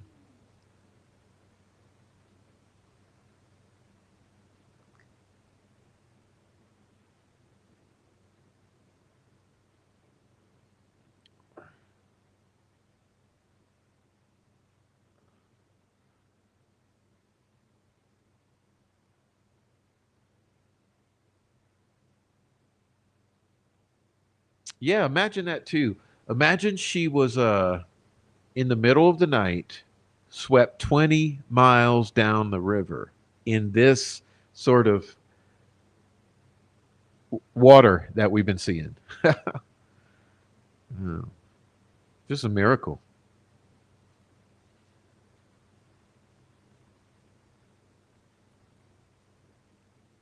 Yeah, she's one of the lucky ones.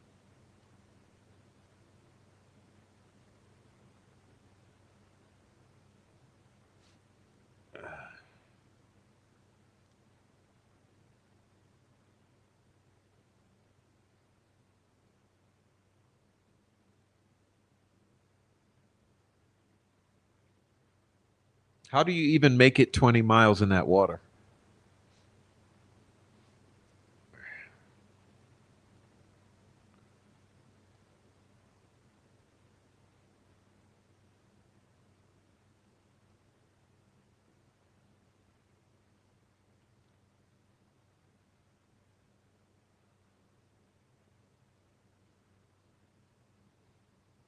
From the community, from the state, and the nation. We have trained experts who are helping in this effort. If you want to volunteer, it is important that you contact Kerrville Salvation Army and register. Dalton gave that number, but I'm going to give it again. 830-465-4797. We need focused and coordinated volunteers, not random people just showing up and doing what they do. We need to work together. As Dalton said, donations have been flowing in from around the world to the Community Foundation. Again, that website is communityfoundation.net. Please follow the City of Kerrville's Facebook page for updates. They're accurate. We take a lot of time to make sure we send out information that will be helpful, not only to residents, but to those who are visiting. I've said this 100 times, and I will say it again. We need your prayers. We need your prayers. Thank you. And now, Senator Ted Cruz. Nope, I don't think so. Okay. Let's see. I wanted to get to another portion here. Let's see. Yeah, there we go. Oh gosh. Oh gosh. Come on. Oh no. Oh, that wasn't it. There we go.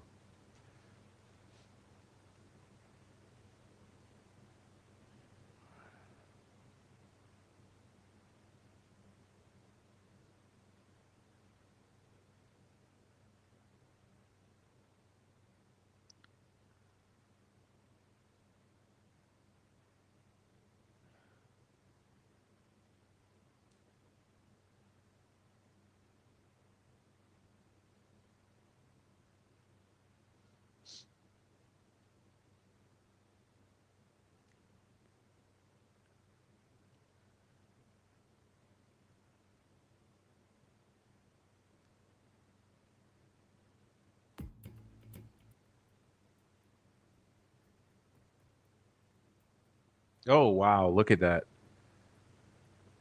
Oh, for scale. Oh my gosh. Getting dizzy over here.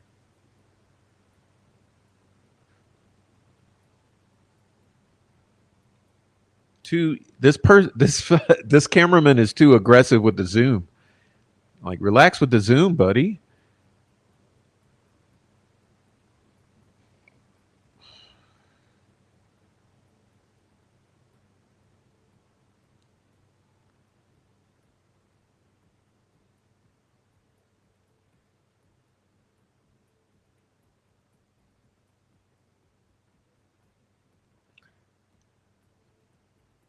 Oh, look at these mansions here.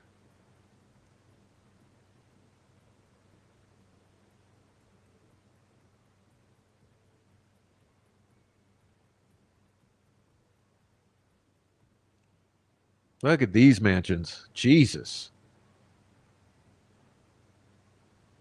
These are some of the people whose kids are at that camp because the extreme cost. This is these part of what's getting left out, I think, of that story is that it's camps for the elites, children. We'll talk about that at a future episode. I don't want to politicize this event too, at least not as much as these officials are, quote unquote. All right.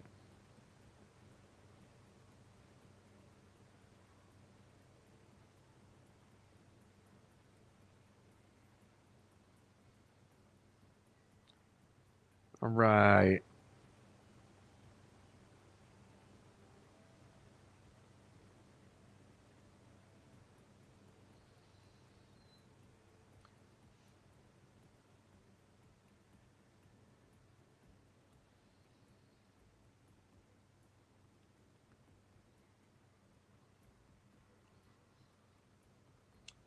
All right. Come on, baby.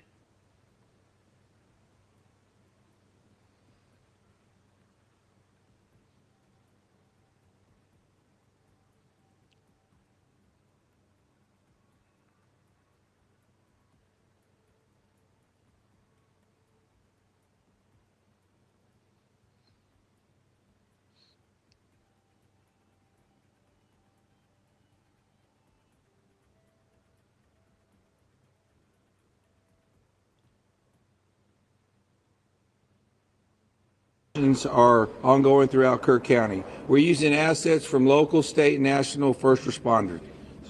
Hundreds of trained first responders are working every aspect of this emergency.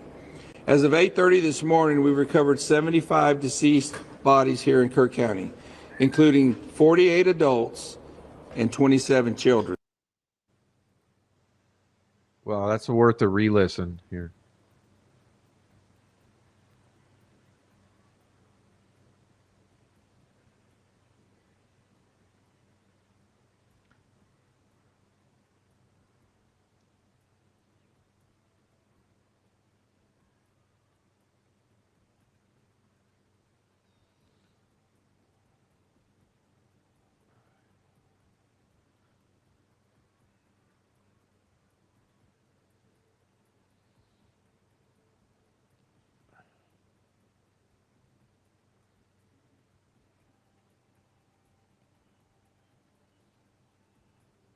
What happened? Did I skip it or something? Come on, mister. Come repeat your statistics again. Are ongoing throughout Kerr County. We're using assets from local, state, and national first responders. Hundreds of trained first responders are working every aspect of this emergency. As of 8:30 this morning, we recovered 75 deceased bodies here in Kerr County, including 48 adults and 27 children. Of this 48 adults and 27 children, 15 adults and 9 children are pending identification. At present, there are 10 campers from Camp Mystic unaccounted for and 1 counselor. We continue to offer our condolences to those affected. Reuniting the families remain our top priority here on this operation. Please note. Dude, he's running through these numbers so quick, you don't even understand what he's saying. Like, it's like, dude, these are people. Come on, man. Togetherness. Let's see. Let's hear it again. What did he just say? And 27 children. Of this 48 adults and 27 children, 15 adults and 9 children are pending identification. So in other words, more than half of the people they found, they don't even have their identification. Which makes sense. I mean, your clothes are going to come off, you're going to lose your ID, blah blah blah blah blah. Let's listen to that again. That's important. That, all right, let me back it up.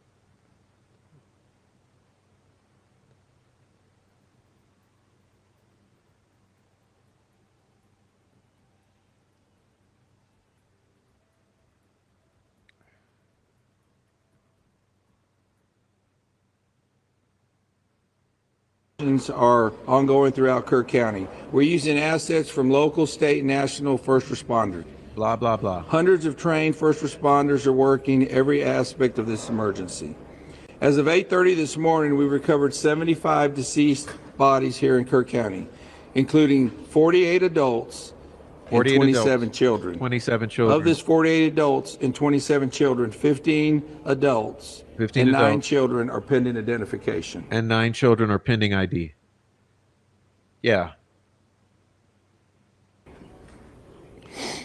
At present, there are 10 campers from Camp Mystic unaccounted for and 1 counselor. We continue to offer our condolences to those affected. Reuniting the families remain our top priority here on this operation. Please note that Highway 39 of an Old Ingram Loop remains closed to the public. Other than those who live in that area would not be allowed out there. I will now turn it over to Senator Cruz.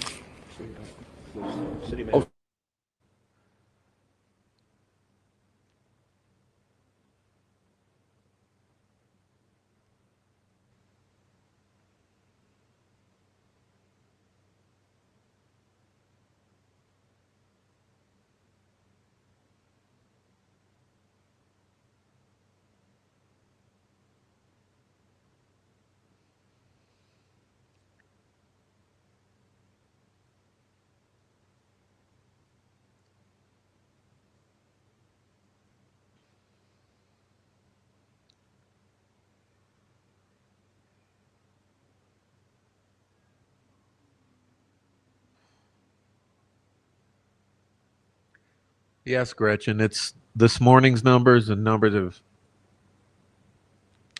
elevated over the course of the day.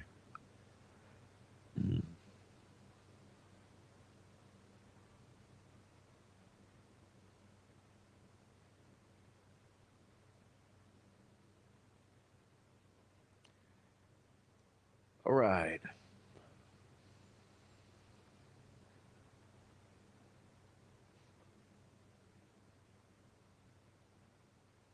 All right, yeah, I'm going to skip ahead a bit. Let's see.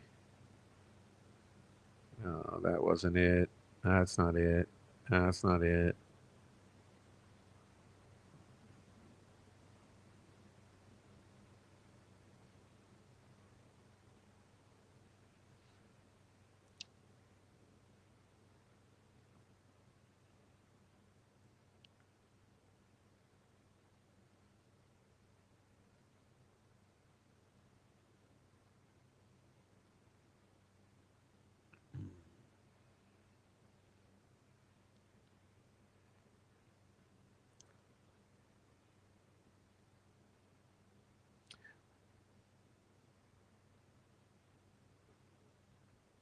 And that's about gonna do our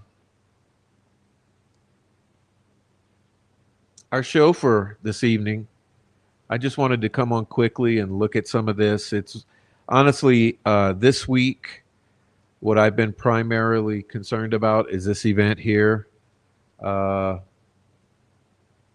it's taken a lot of my attention this past several days. And so I want to share it with you a little. Um,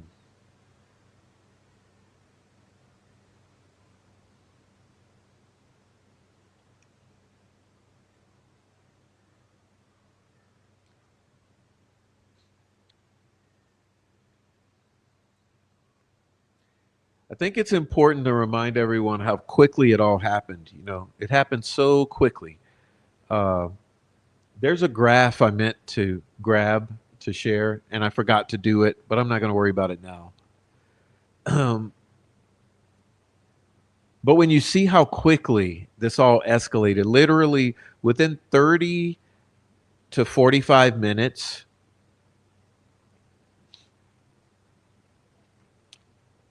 this incredible rising of the floodwaters on this river. And so it's hard to convey. It's really hard to convey. But if you go look at the time-lapse footage, you can look at the graphs of the levels, and you'll see how this was just unimaginably quick. And just imagine, okay?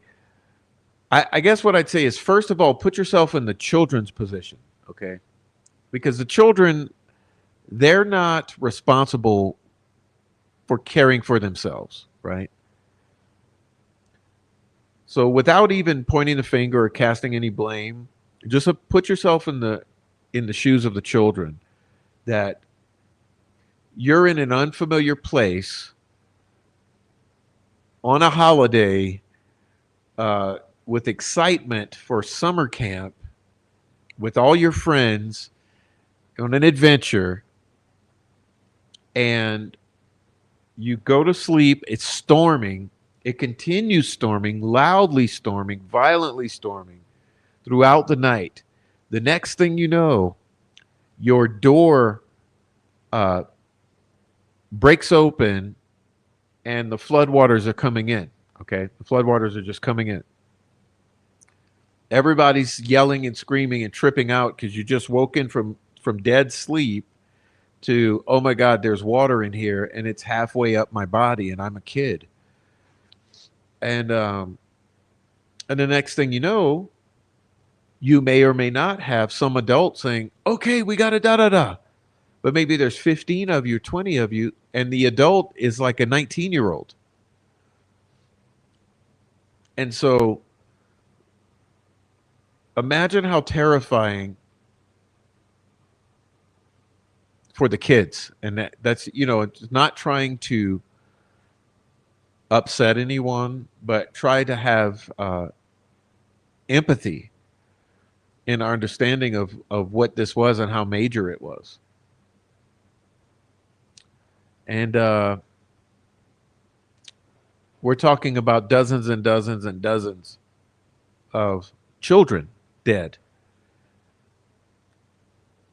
You know, then they're all the adults. And I'm absolutely certain that the numbers, you can double them, okay? You can double the numbers and you might be hitting on the approximate actual numbers. Remember, every time there's something like this, they always minimize the estimated casualties. Remember with 9/11, with Katrina, you know, with any incident of this sort, they always minimize the victims or the numbers, the casualties. And so guaranteed, it's twice whatever they're saying now. Whatever they're estimating, it's twice.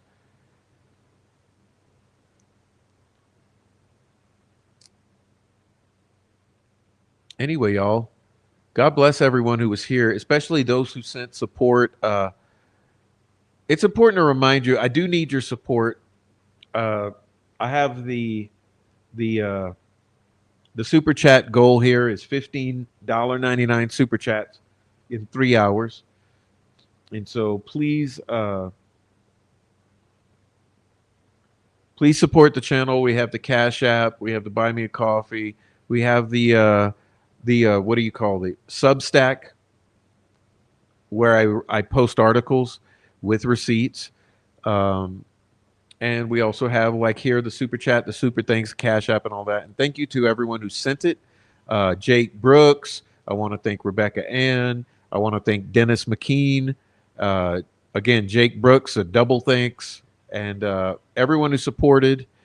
Also, everyone who's hit the like. And if you're on the replay, everyone who leaves a comment down below. All right? Leaving the comments, hitting the like, and all that stuff. It supports the channel here. And so we'll be talking about that later, but I just wanted to pop on real quick and do a quick little gathering. I know it's been some days, but like I said, I've been busy.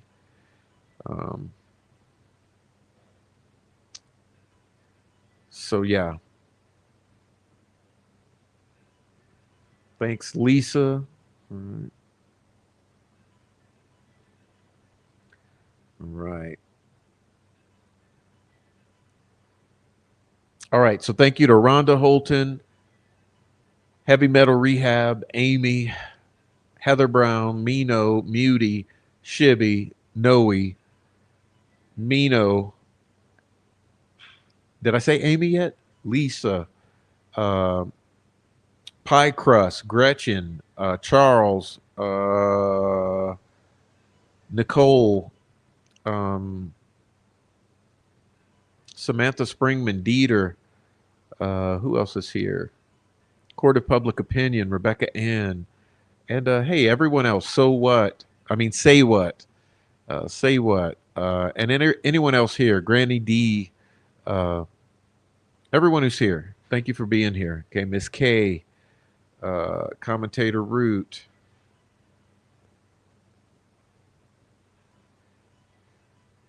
If adults couldn't get out, poor kids didn't have a chance. Goodbye and good night, Commentator Root. Okay, and Gretchen.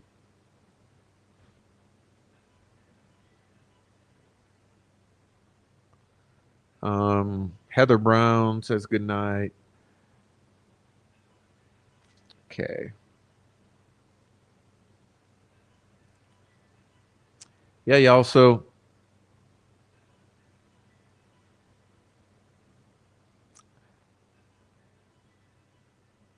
I'll end it with that. Thanks for everybody who's here, everyone who leaves a comment, and everyone who sent support. Thank you very much. We'll see you very soon. Okay, this is Tuesday, July 8th, 2025, as we're recording. It's good to see everyone. And hey, pray for these kids, pray for the families, pray for yourselves, and pray for me. All right, and Heather Brown and all of us. All right.